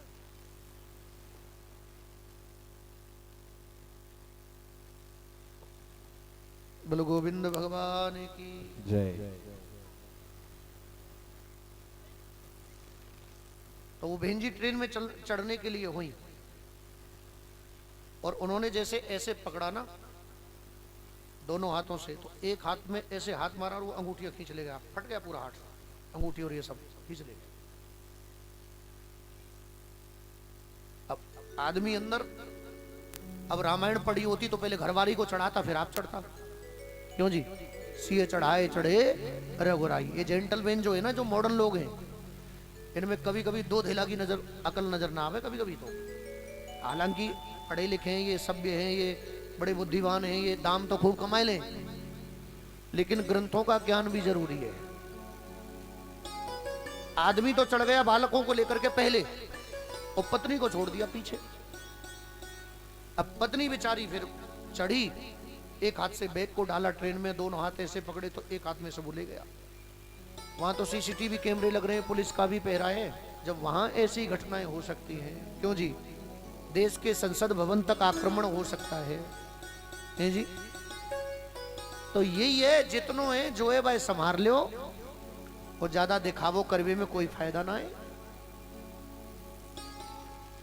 अपनी क्वालिटी वो पैदा कर लो कई लोग कहते कि आप इन कपड़ों में बड़े सुंदर लग रहे हो कपड़ों से आज तक कोई सुंदर नहीं लगता है कपड़ों में अगर सुंदर लगती तो दुकान लगती जिसमें थान की थान लगे हुए हैं क्यों जी आदमी का शरीर वैसा होना चाहिए और शरीर में वो क्वालिटी होनी चाहिए कि जो कपड़ा पहन ले वो फिट बैठे वो सुंदर लगने लगे क्यों जी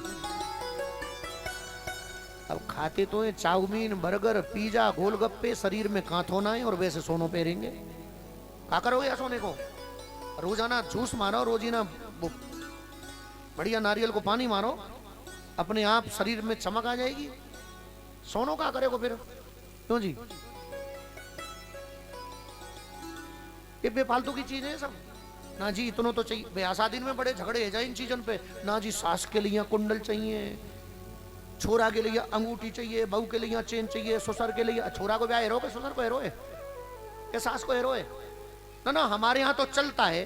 अब बेटी वाले की औकात है कि ना तुम्हारे यहाँ तो जन काका चले, क्यों जी तुम्हारे यहाँ कहने लगे कि भाई भाई BMW चले ससुर के लिए, तो बेटी वालों का मर जाए फिर। ये सब फोकट की चीजें हैं, बेफालतू की चीजें हैं। देखो घर में शांति रहे ऐसा काम करिए। अब जिनकी चेन चली गई वो कितने टेंशन में होंगे हैं? अब टेंशन में थे तभी हम तक भी ये खबर पहुंचा दी। अब हमने ये सबके बीच में खबर पहुंचा दी है, तो मैं निवेदन कर दूं अभी 2-3 दिन और हैं, तो अपने सामान को आप सुरक्षित रखना, ठीक है ना।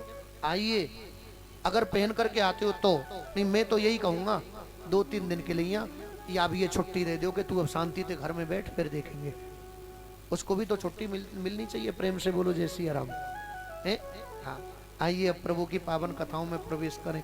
ये थोड़ी रक्षा सुरक्षा की बात करनी जरूरी थी आज, क्योंकि मेरे को संदेश मिला कि कुछ यहाँ ऐसा गड़बड़ हो गया है, और ये यहाँ नई बात नहीं है, ये अधिकतर हो ही जाता है साहब। तो इसलिए सुरक्षा बहुत जरूरी है, सावधानी बरतें, हर जगह सावधानी बरतें। और मेरी माताओं, आपको तो सावधानी जरूर बरतनी चाहिए, ज्यादा बरतनी चाहिए। दुर्गा मैया के मंदिर में आप दर्शन करने के लिए जाते हो, पूजा करने के लिए जाते हो, दुर्गा मैया के 8 हाथ हैं, और 8 हाथन में हथियार कितने में कभी गिने? क्यों जी, कम से कम 6 हाथन में तो हथियार होंगे ही होंगे हैं? तो इसका मतलब क्या है? इसका मतलब ही ये है कि आपको इतना सजग रहना पड़ेगा। 8 हाथ का मतलब है 8 दिशाएं, 4 पूर्व पश्चिम उत्तर दक्षिण और 4 फिर उनकी उपदिशाएं। चारों तरफ से अगर सुरक्षा चाहते हो तो आपको अलर्ट रहना ही पड़ेगा, सुरक्षित रहना ही पड़ेगा। और सुरक्षा के लिए शास्त्र के साथ साथ शस्त्र भी रखने पड़ेंगे। प्रेम से बोलो जय सिया राम। हाँ, और अगर ऐसा नहीं करोगे, लापरवाह रहोगे, सावधानी हटी और दुर्घटना घटी। सावधान रहिए, सुरक्षित रहिए। आइए प्रवेश करें उसी चरित्र में। बंधुओं, बाल लीलाओं में अभी मैंने आपको रसखान जी की पावन कथा सुनाई। रसखान जी भगवान की इस पावन झांकी का दर्शन करते हैं। भगवान राम जी मधुर बोलते हैं, कभी कभी तोतली वाणी आदि में बोलते हैं।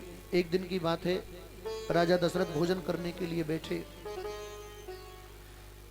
कि भोजन करत बोल जब राजा, भोजन करत बोले जब राजा, नहीं आवत तज बाल समाजा, नहीं आवत तज बाल समाजा।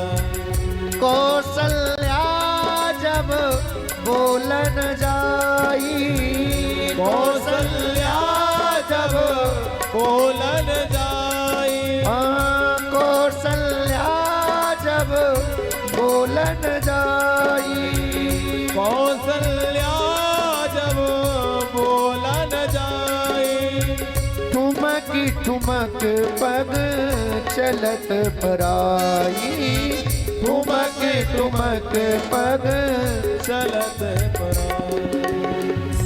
भोजन करत बोल जब राजा, भोजन करत बोल जब राजा, नहीं आवत तज बाल समाजा, नहीं आवत तब बाल समाजा। एक दिन राजा दशरथ जी भोजन करने के लिए बैठे। पराया करके आप लोग जानते होंगे, घर के बड़े बूढ़े, चाहे वो पिता हो चाहे वो बाबा हो, जब भी भोजन करने के लिए बैठते हैं ना, तो छोटे बच्चों का ख्याल जरूर रखते हैं। दशरथ जी भोजन करने के लिए बैठे साहब, तो देखा चारों बच्चे इधर नहीं है। कौशल्या जी से पूछा कि देवी, हमारे चारों कुमार कहाँ गए? तो कौशल्या जी ने कहा यहीं कहीं होंगे, कहीं खेल रहे होंगे बच्चों में, क्योंकि बच्चे तो बच्चों में ही राजी रहते। दशरथ जी गए कि चलूं, बुला करके लाऊं, भोजन करा दूं। अच्छा, एक निवेदन और कर दूं, ये बच्चे खेल के सामने भोजन को और नींद को भी छोड़ देते हैं साहब। इसलिए मैया बाप को चाहिए कि बच्चों को भोजन कराने का प्रयास, टाइम से भोजन कराने का प्रयास जरूर करें। ज्यादा बिजी ना रहें, बालकों का ख्याल रखें। जब तुम बालकों के लिए भोजन कराओगे ना, और भोजन के साथ साथ ममता परोसोगे, प्यार परोसोगे, इतना प्यार उनको दे दोगे कि वो फिर आपसे कभी दूर नहीं हो पाएंगे। प्रेम से बोलो जय सिया राम। आज माँ बाप से बच्चे दूर क्यों हो रहे हैं? उसका एकमात्र कारण है, जिस समय बच्चों को माँ बाप की जरूरत होती है उस समय माता पिता बच्चों को तो दास दासियों के हवाले छोड़ देते हैं, नौकरों के हवाले छोड़ देते हैं। क्यों जी? प्ले स्कूल में छोड़ देते हैं, नहीं? लेकिन जब आता है बुढ़ापा तो फिर वो बच्चे अपने माँ बाप को कहां छोड़ देते हैं? वो वृद्धाश्रम में छोड़ देते हैं। फिर माँ बाप दुखी रहते हैं। आज हमारे भारतवर्ष में वृद्ध आश्रम बढ़ते चले जा रहे हैं, और उसका एकमात्र कारण है कि माता पिता बच्चों को बचपन में प्यार नहीं देते। भगवान कृष्ण भी गए थे मथुरा, लेकिन मथुरा जाकर के तीनों लोकों का मालिक रोया। उद्धव चरित्र आपने सुना होगा। भगवान रोए और पत्र लिख करके दिया उद्धव को कि उद्धव जाओ मेरा संदेशा सुनाना। और संदेश में क्या लिखा? मैया मैया को सुनइयो। सबसे पहले मैया याद आई, फिर वो लाला दुख पावे। अब क्या क्या स्थितियां याद आई कि कोई न मुख धोवे ताते जल, अचरा पहुंच संवारे, मैं माखन रोटी नाम न जानू, और कनुआ कह कहे कोई ना पुकारे। इन शब्दों को अगर ध्यान से आप सुनेंगे ना, इन शब्दों में भगवान क्या कहना चाहते कि जो ममता, जो प्यार, जो दुलार, जो स्नेह यशोदा मैया ने दिया, ये शहर की देवकी मैया जो मॉडर्न मैया है, प्रेम से बोलो जय सिया राम। क्यों जी? अब शहर की मैया वो तो ब्रेड खिलाएगी भैया, हैं? माखन खिलाएगी तो ब्रेड पे थोड़ा सा माखन लगा देगी। क्यों जी? कहाँ भगवान माखन की मटकी रख के खाए हुए बारे, वो ग्वाल वालन ने खवाए हुए बारे। क्यों जी? अब बाकी सामी ब्रेड धर दो कि ले बेटा ये आए खा, तो कहीं ना कहीं फिर वो उन दिनों को तो याद करेगा। क्यों जी? माँ के पास में रहते थे तो कितने आनंद में रहते थे। ये हकीकत बात है। जो बच्चे जिनको माता पिता मिले हैं ना, वो बड़े भाग्यशाली है। क्यों? क्योंकि माता पिता बच्चों की हर ख्वाहिश पूरी कर देते हैं। खाने में भी, पहनाने में भी, वो जो चाहे सो। वो इसीलिए लोग अपने बचपन को भी याद करते हैं, अपने माता पिता को भी याद करते हैं। तो क्यों ना हम उन चरित्रों को याद करके उनसे सीख लें कि हमें भी अपने बच्चों को प्यार परोसना चाहिए, ममता परोसनी चाहिए। माँ बाप बच्चों को भोजन नहीं कराते बल्कि ममता परोसते हैं। प्रेम से बोलो जय सिया राम। वो बच्चे चाह करके भी अलग नहीं हो सकते, चाहे कितनी भी विषम परिस्थितियां आ जाएं। अब जोड़ने का प्रयास तो करते नहीं। क्यों जी? पैसा कमाना है। हाँ, बच्चे को 2 महीने का बच्चा हुआ नहीं, 3 महीने का हुआ नहीं, बस छोड़ दिया घर, कभी किसी के भरोसे, कभी किसी के भरोसे। समय आने पर वही बच्चे वृद्धाश्रम में छोड़ करके आ जाते। अब इसका कारण, जब बच्चों को प्यार की जरूरत होती है, ममता की जरूरत होती है, तो माँ बाप प्यार और ममता नहीं देते, पैसा कमाते हैं। और जिस समय माँ बाप को प्यार की और ममता की जरूरत होती है, कुछ मीठे 2 शब्दों की जरूरत होती है, तो बच्चे भी उस समय पैसा कमाने में मशगूल हो जाते हैं। क्यों?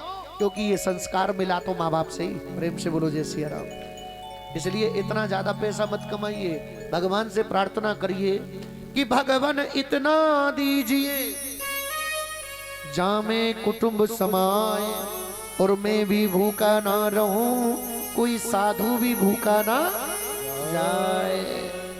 इतना ही कमाइए, हाँ, गुजारो हो जाए। अब तुम सोचो कि ज्यादा कमा लें, और कई लोग तो जीवन बिता देते हैं ज्यादा कमाने के चक्कर में।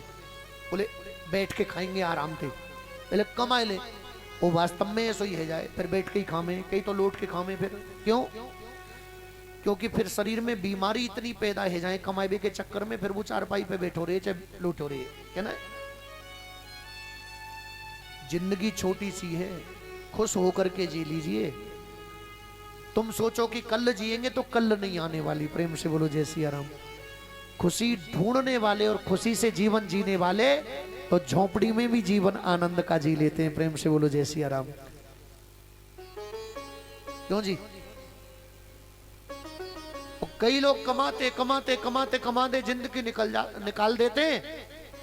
अब केवल कमाई में तो आगे निकल जाते हैं, वैभव में तो आगे निकल जाते हैं, लेकिन वास्तव में जिंदगी का जो आनंद है, जो खुशियां हैं, उनमें तो पीछे रह जाते हैं। इसलिए अपनी आकांक्षाएं सीमित रखिए, दायरा रखिए, जैसे नदी के दो किनारे होते हैं। प्रेम से बोलो जय सिया राम। नदी का एक दायरा है, भले ही वो छोटी है लेकिन जल मीठा है। हमारे जीवन में मिठास भरने के लिए काफी है। समुद्र का दायरा बड़ा है लेकिन उसका जल खारा है, किसी के मतलब का नहीं है। प्रेम से बोलो राधे राधे।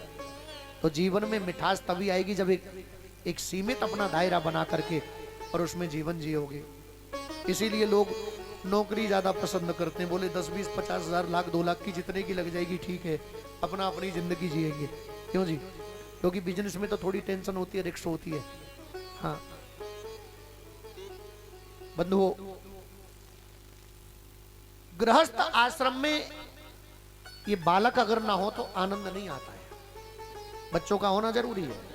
और यही इनकी जो बाल लीलाएं हैं आपकी बड़ी से बड़ी टेंशन को दूर कर देती है जी। बच्चों की बाल लीलाओं को आप देखिए, कितनी भी टेंशन में है, शाम को आप घर आए, दिन में खूब बॉस की डांट खाई, रास्ते में सोचने कि नौकरी नहीं करूंगा, छोड़ दूंगा कंपनी को, बॉस ने इतनी डांट लगाई। जब आप दरवाजे पे आए, घंटी बजाई, आपका छोटा सा बालक दरवाजा खोलने के लिए आया, तोतली वाणी में पापा को आवाज लगाई, बैग पकड़ लिया, मेरे लिए चॉकलेट लाए। पापा भूल जाता है कि दिन में कितनी डांट पड़ी थी। प्रेम से बोलो जय सिया राम। गोद में उठा लेता है, बेटा भूल गया था। क्यों भूल गया?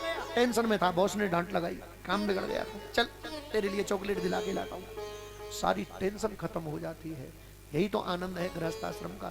बंधुओं, अब राजा दशरथ चारों कुमारों को बुलाने के लिए गए, लेकिन नहीं आए। चारों की चारों खेल में मस्त थे। भोजन करत बोल जब राजा, नहीं आवत तज बाल समाजा। जब कौशल्या मैया ने देखा दशरथ जी खाली आता है, हाँ जी क्या हुआ? तो दशरथ जी ने कहा कि नहीं आए, एक भी ना आए। वो बोले ना आए, खेलवे में मस्त हैं। मैया गई डंडा लेके। हाँ, जो भी मैया है वो समझ लीजिए कि बच्चों को अगर कोई सुधार सकता है तो मैया ही सुधार सकती है। प्रेम से बोलो जय सिया राम।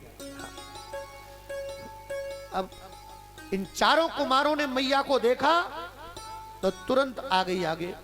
कौशल्या जब बोलन जाई, कौशल्या जब बोलन जाई, ठुमकी ठुमक पग चलत पराई, ठुमक ठुमक पग चलत पराई। कौशल्या जब बोलन जाई, कौशल्या जब बोलन जाई, ठुमक ठुमक पग चलत पराई, ठुमक ठुमक पग चलत पराई। मैया कौशल्या गई तो चारों की चारों को मार, ये नहीं कि एक, चारों की चारों दौड़ करके आ गए। तो मैया ने स्नान करवाया, स्वच्छ वस्त्र पहनाए और बिठा दिया दशरथ जी के पास में कि चलो इनको भोजन करवा लो, मुझे घर का भी और काम करना है। तो इस तरह भगवान बाल लीलाएं कर रहे हैं। बंधुओं, ऐसी बाल लीलाओं का दर्शन करके दशरथ, कौशल्या और नगर निवासी सभी आनंदित होते। सभी चारों कुमारों के दर्शन करने के लिए बहाने खोजते हैं और बारी बारी से दर्शन करते हैं। भगवान का दर्शन करने के लिए उनके जन्म के समय पर भी देवी देवता, ऋषि मुनि, यक्ष, किन्नर, गंधर्व सब पहुंचे और इधर अयोध्या नगरी में रूप बदल करके लोगों ने डेरा जमा दिया और भगवान का दर्शन करने के लिए बारी बारी से आते रहते हैं। जब भी मौका मिलता है, जब भी अवसर मिलता है तो भगवान के दर्शन करते हैं साहब। हाँ, कैसी प्यारी बाल लीलाएं। आइए एक भजन के माध्यम से आज हम जाने। मैया थोड़ी सी सजग रहती हैं। ये बालक कभी कभी राजभवन से बाहर निकल जाते, कहीं कोई कंकड़ पत्थर न लग जाए, कोई गाय आदि जीव को चोट न पहचाने। बड़ा प्यारा भाव है। आइए दर्शन करें। अरे ला राघव ललन तेरे कोमल चरण कहीं कंकड़िया लग जाए ना। राघव ललन तेरे कोमल चरण कहीं कंकड़िया लग जाए ना। हाँ राघव ललन तेरे कोमल चरण कहीं कंकड़िया लग नहीं जाए। राघव ललन तेरे दोनों हाथ उठा के तालियों की सेवा करते हुए कंकड़िया लगे ना जाए। कंकड़िया गड़ नहीं जाए मेरे लाला। कंकड़िया गड़ नहीं जाए मेरे लाला। कंकड़िया गड़ नहीं जाए मेरे राघव। कंकड़िया गड़ नहीं जाए मेरे राघव। अरे राघव ललन तेरे कोमल चरण कहीं कंकड़िया गड़ नहीं जाए। राघव ललन तेरे कोमल चरण कहीं कंकड़िया लगे नहीं जाए। जय हो।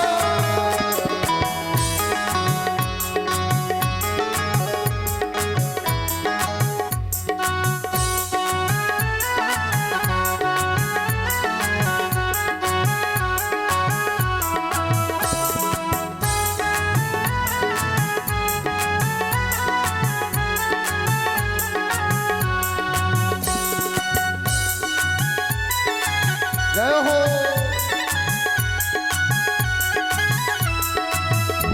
दोनों हाथों से तालियों की सेवा करते रहे।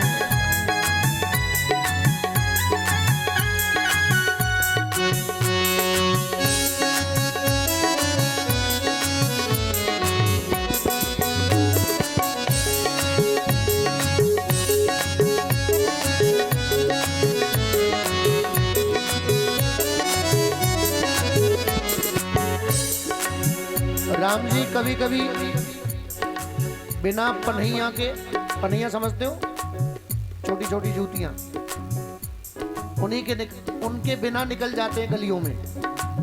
तो गलियों में आप सभी लोग जानते हो कंकर पत्थर आदि पड़े रहते हैं। नहीं हाँ। एक तो इनके चरण कमल वैसे भी कोमल है। लक्ष्मी मैया बड़ी सावधानी से उन चरणों को दबाती है। तो भगवान का ये प्यारा सा भक्त सभी को दर्शन करवा रहा है भगवान की उस रूप माधुरी के। क्या कहा है? नवराजीव चरण अरुणारे। नवराजीव चरण अरुणाए। खेलन बिन पानहि पधारे। खेलन बिन पानहि पराए। खेलन बिन पानहि पधारे। खेलन बिन पानहि पधारे। नीरज नयन मोद मंगल अयन लाल ले लूं मैं तेरी बलाए।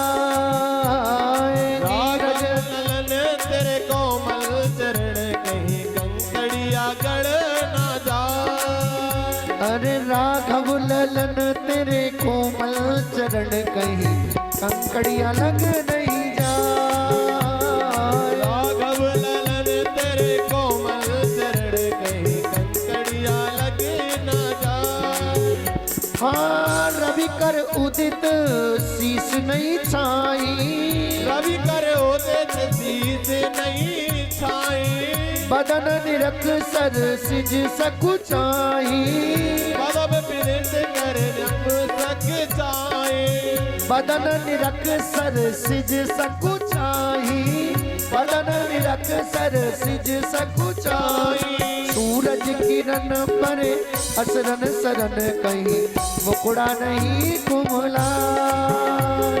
राघव ललन तेरे कोमल चरण कहीं कंकड़िया गड़े न जाए। ओ राघव ललन तेरे कोमल चरण कहीं कंकड़िया लग नहीं जाए। राघव ललन तेरे कोमल चरण जय हो। कंकड़िया गड़े न जाए।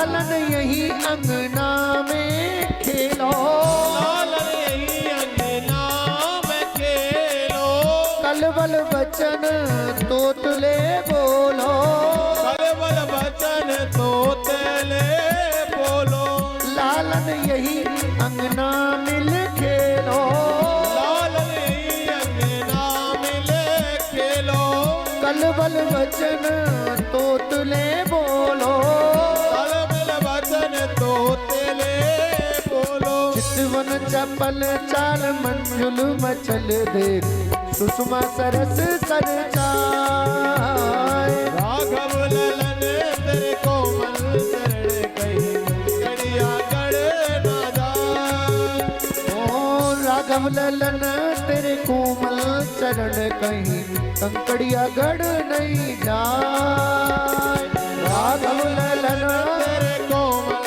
चरण कहीं कंकड़िया गड़ ना जाए, खेलन को अब दूर न जाओ, खेलन को अब दूरी न जाओ, ठुमक ठुमक हमें नाच दिखाओ, ठुमक ठुमक हमें नाच दिखाओ, ठुमक ठुमक तुम नाच दिखाओ, ठुमक ठुमक तुम नाच दिखाओ, सुंदर सुवन देव बरसे सुमन, हाँ सुंदर सुवन देव बरसे सुमन, गिरधर जी बल बल जाए, राघव ललन तेरे कोमल चरण कहीं कंकड़िया गड़ ना जाए, हाँ राघव ललन तेरे कोमल चरण कहीं कंकड़िया गढ़ नहीं जाए,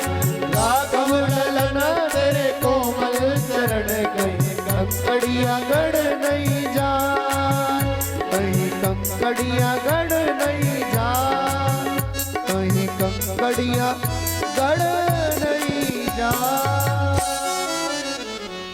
बोलो राजा रामचंद्र भगवान की जय हो। मैया कौशल्या अपने चारों सुपुत्रों से निवेदन करती है कि बेटा बाहर मत जाओ, जो तीनों लोकों का नाथ सबका ख्याल रखता है, उसका ख्याल रखने के लिए भी एक माँ की आवश्यकता पड़ी। प्रेम से बोलो जय सिया राम। हाँ, इस जीव ने प्रश्न तो किया होगा परमात्मा से, जब परमात्मा ने इसे अपने से दूर किया होगा, क्यों जी?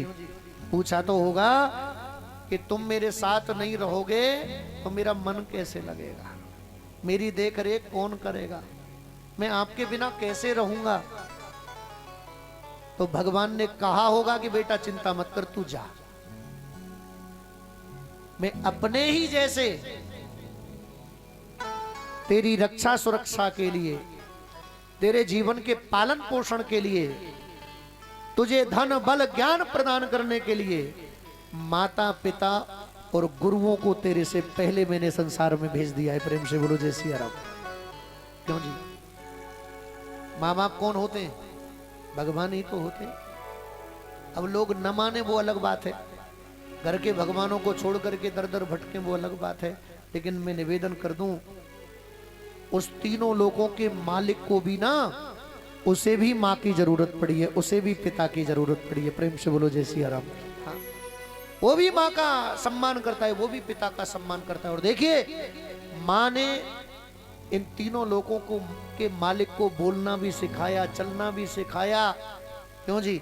और कह रही है कि बेटा बाहर मत जाओ, धूप निकली हुई है, आपका ये कोमल सा ये चेहरा कहीं ऐसा ना हो जाए कि कुमला जाए। क्यों जी? हर तरह से रक्षा सुरक्षा देखभाल कर रही हैं मैया, तो फिर राम जी कैसे अपनी मैया को भूल जाएंगे साहब? क्यों जी? इसीलिए तो उन्होंने कह दिया कि जननी जन्म भूमिश्च स्वर्गादपि गरीयसी। लखनलाल ने जब पूछा कि लंका का शासन तो विभीषण को दे दिया, क्यों जी? जब विभीषण शरणागत हुआ राम जी ने तभी तिलक कर दिया कि लंका के राजा तुम। लखनलाल ने पूछा कि वहां तो भरत जी अगर बाई चांस राजा बन गए और इधर विभीषण को राजा बना दिया, फिर आप कहां रहोगे? आप तो राजा नहीं बन पाओगे। तो राम जी ने बड़ी सुंदर बात कही, बोले राजा बने ना बने कोई बात नहीं, लेकिन अपनी जन्मभूमि में तो रहेंगे। जननी और जन्मभूमि ये तो स्वर्ग से भी बढ़कर के होती है लखनलाल। हाँ जी, इसलिए मैं निवेदन कर दूं आप लोगों से, अपनी जननी उसका कभी अपमान मत करना और अपनी जन्मभूमि की कभी बुराई मत करना। प्रेम से बोलो जय सिया राम। हाँ, अपनी जननी जो जन्म दे और अपनी जन्मभूमि जहां पर हम पले बढ़े, बार बार गिरे फिर खड़े हुए। प्रेम से बोलो जय सिया राम। क्यों जी, दो ही आंचल ऐसे हैं जिनमें बालक सुरक्षित रहता है, एक तो उसकी जननी का आंचल और एक जन्मभूमि का आंचल, जहां व्यक्ति फुल सुरक्षा महसूस करता है। और नहीं तो तुम कहीं चले जाओ, किसी भी क्षेत्र में चले जाओ, जन्मभूमि को छोड़ करके व्यक्ति कहीं भी रह ले, उसे कहीं ना कहीं थोड़ा बहुत डर जरूर लगेगा। उसे ये तो हमेशा रहेगा मैं परदेश में हूं, लेकिन जन्मभूमि में जब रहता है तो शेर की तरह रहता है, सीना तान करके रहता है कि मैं अपनी जन्मभूमि में हूं। प्रेम से बोलो राधे राधे। यही अंतर है अपनी जन्मभूमि में और परदेश में। क्यों जी, इसलिए अगर छोड़ भी दिए तो कोई बात नहीं, आते जाते रहिए। कई लोग तो जमीन जायदाद बेच के आते हैं कि हम शहर में जाकर के रहेंगे। मैं निवेदन कर दूं, वैसे तो कोरोना ने समझा ही दिया होगा कि गांव भी जरूरी है, ये प्लॉटों की जगह पे एक आध बीघे खेत भी जरूरी है। क्यों जी, अगर तब भी समझ में ना आया हो तो अपनी अपनी जन्मभूमि से जरूर जुड़े रहिए। प्रेम से बोलो जय सिया राम। चाहे वो शहर की है तो शहर वाले शहर से जुड़े रहें और गांव की है तो गांव वाले गांव से जुड़े रहें। बंधुओं, भगवान की बाल लीलाओं के पश्चात भगवान बड़े हुए और भगवान के जो संस्कार थे यज्ञोपवीत आदि वो सब हुए। गुरु वशिष्ठ जी के माध्यम से ये सब संस्कार पूर्ण हुए हैं।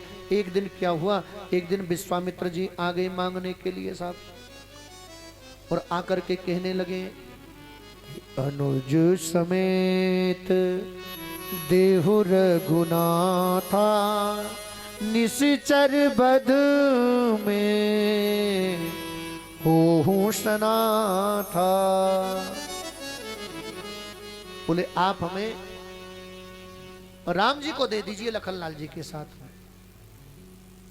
लेकिन दशरथ जी ने मना कर दिया, प्रभु जो चाहिए, अन्न चाहिए, धन चाहिए, कोष चाहिए, खजाना चाहिए, सब ले जाइए। कि मांगो भूमि धेनु धन कोसा, सर्वस देव आज सहरोसा। भूमि मांग लीजिए, धेनु मांग लीजिए, खजाना मांग लीजिए, लेकिन राम देत नहीं बनत गोसाई।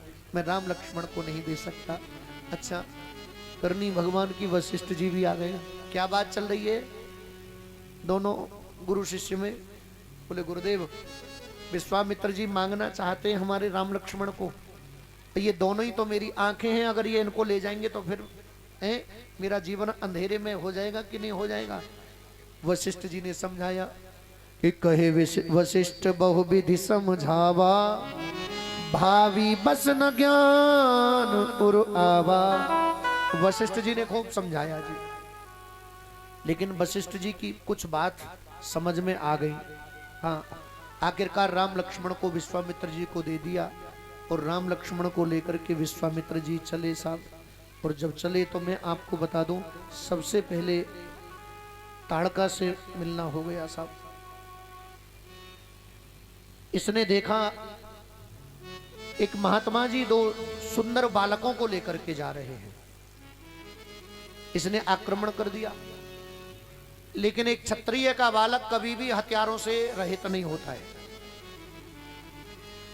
शस्त्रों से रहित जो क्षत्रिय है, समझ लेना वो पक्का क्षत्रिय नहीं है। हाँ, राम जी गुरु जी के साथ में जरूर गए, लेकिन शस्त्र शास्त्र लेकर के गए हैं। और उस समय के शस्त्र क्या थे? धनुष्मान। ब्राह्मण को अपना शास्त्र नहीं छोड़ना चाहिए और क्षत्रिय को कभी शस्त्र नहीं छोड़ना चाहिए। प्रेम से बोलो राधे राधे, तभी धर्म की रक्षा हो सकती है। हाँ, अब आपको लगता है कि शस्त्रों की क्या जरूरत है जब शास्त्र हैं तो आप जिन देवी देवताओं की पूजा करते हो, अगर उनके 4 हाथ हैं, अगर 3 हाथों में शस्त्र हैं तो एक हाथ में शास्त्र है। एक हाथ में शास्त्र और 3 हाथों में शस्त्र। 3 में नहीं तो 2 में तो है ही है। क्यों जी? अब भगवान नारायण के लिए देख लीजिए, एक हाथ में शंख, चेतावनी देने के लिए, समझाने के लिए कि पहले तो बात अंत ही मान जाओ भैया, और जो भूत बात अंत नहीं माने तो उसके बाद में क्या है? चक्र। उसके बाद में क्या है? गदा। उसके बाद में क्या है? पद्म।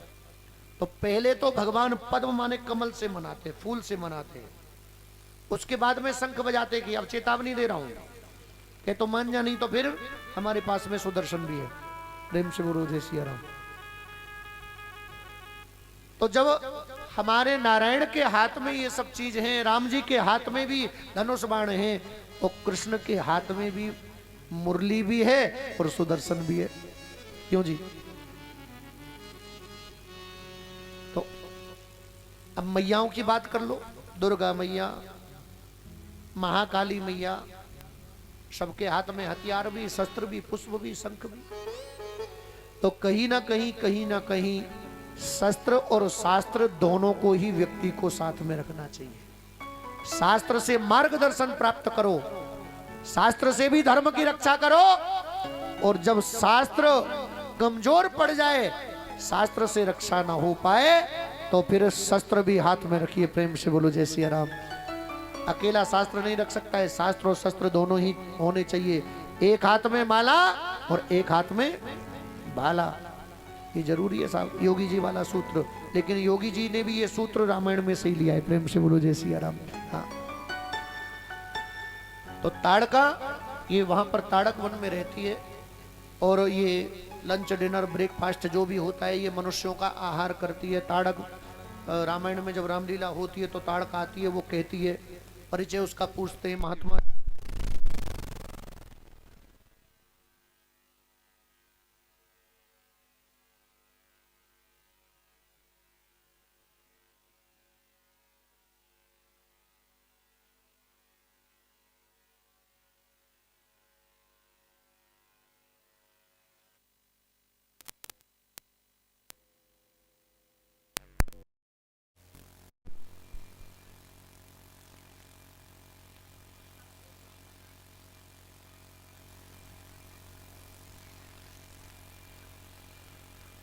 बोलो राजा रामचंद्र भगवान की जय हो।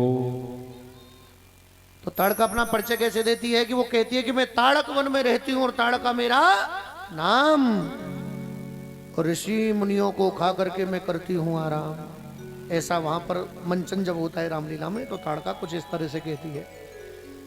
तो राक्षसों का भोजन, मांसाहारी तो ये होते ही हैं,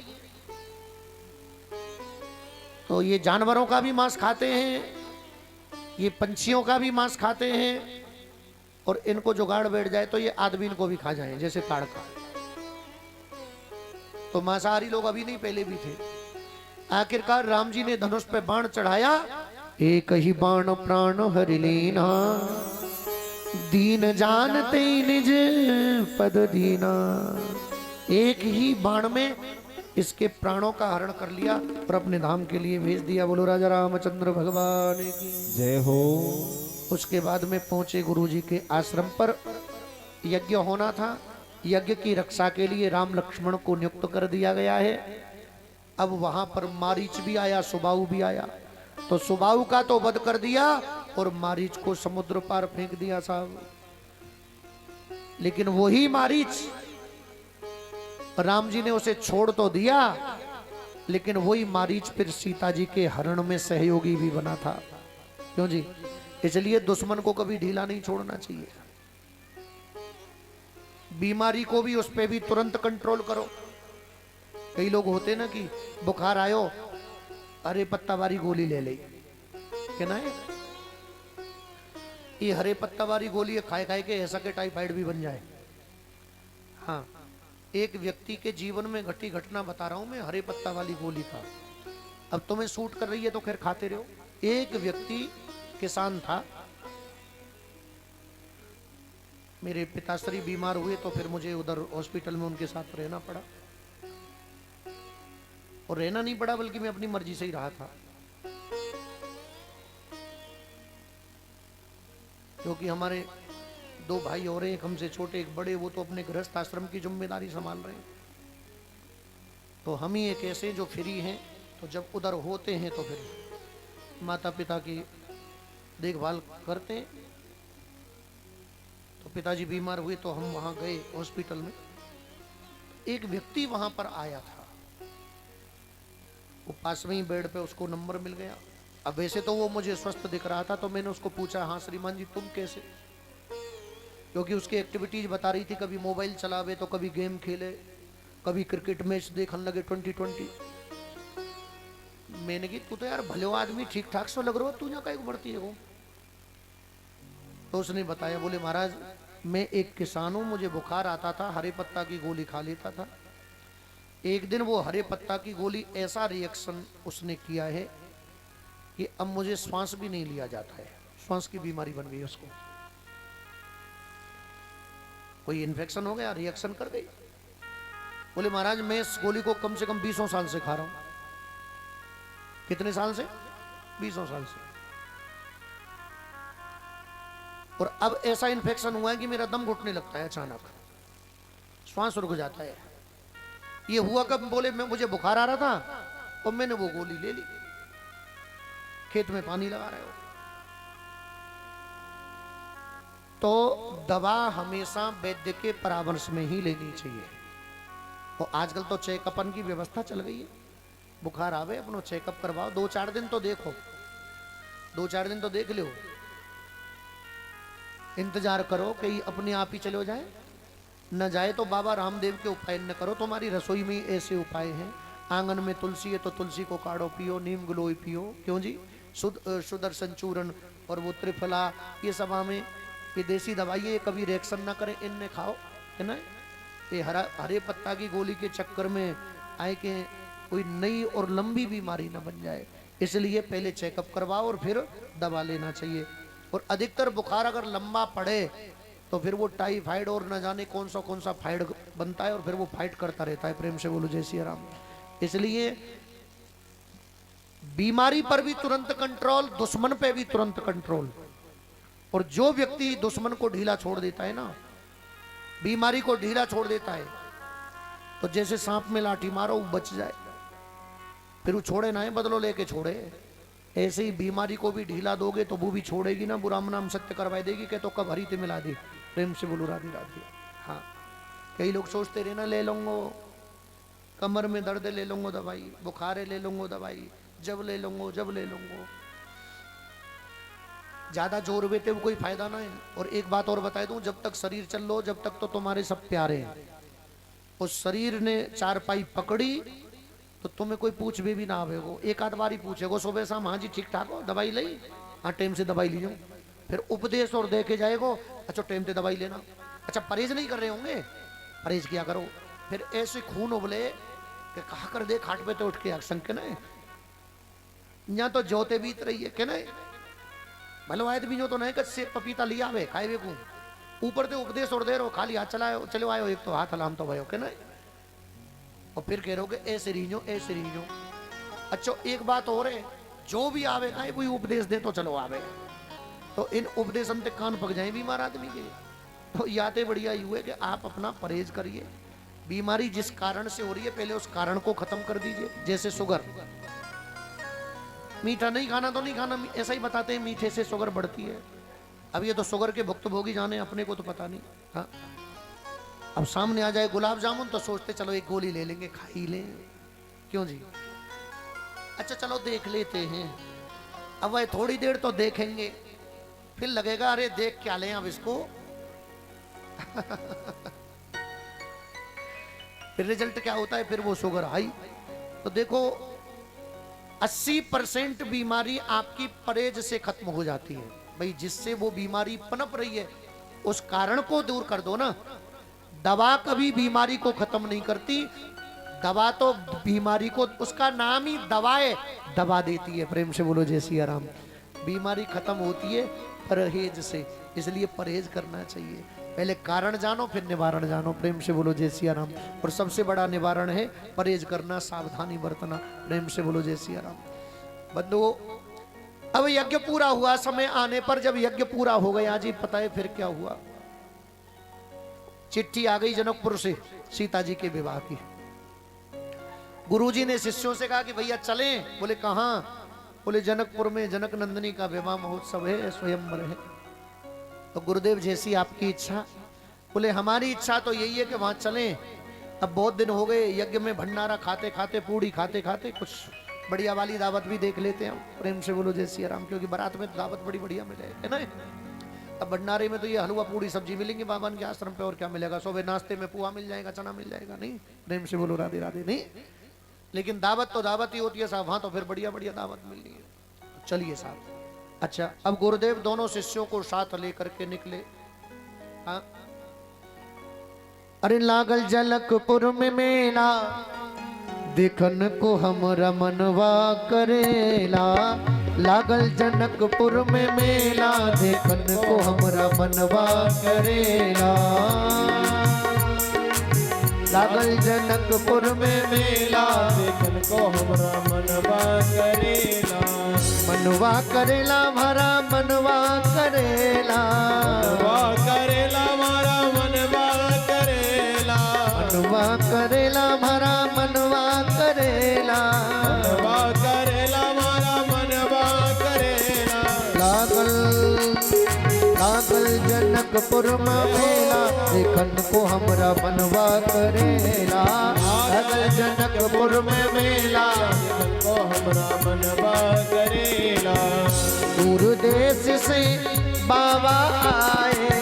दूर देश से बाबा आए। दूर देश से बाबा आए। दूर देश से बाबा आए।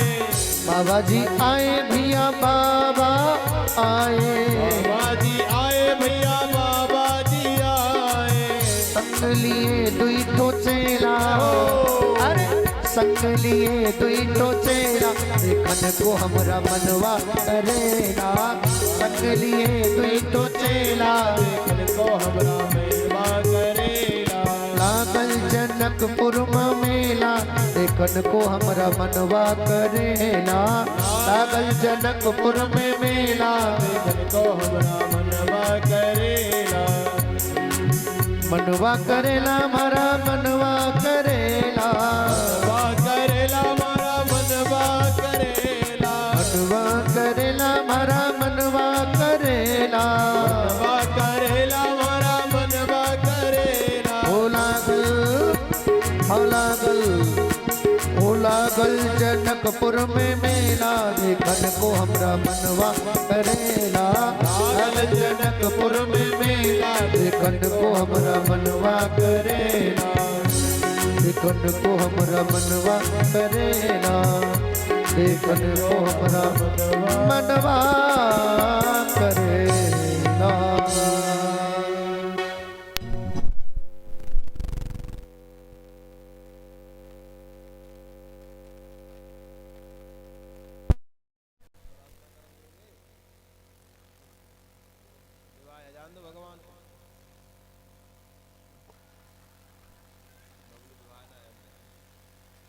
बोलो राजा रामचंद्र भगवान की जय हो। भगवान के विवाह महोत्सव का दर्शन करने के लिए अनेकों नर नारियां एक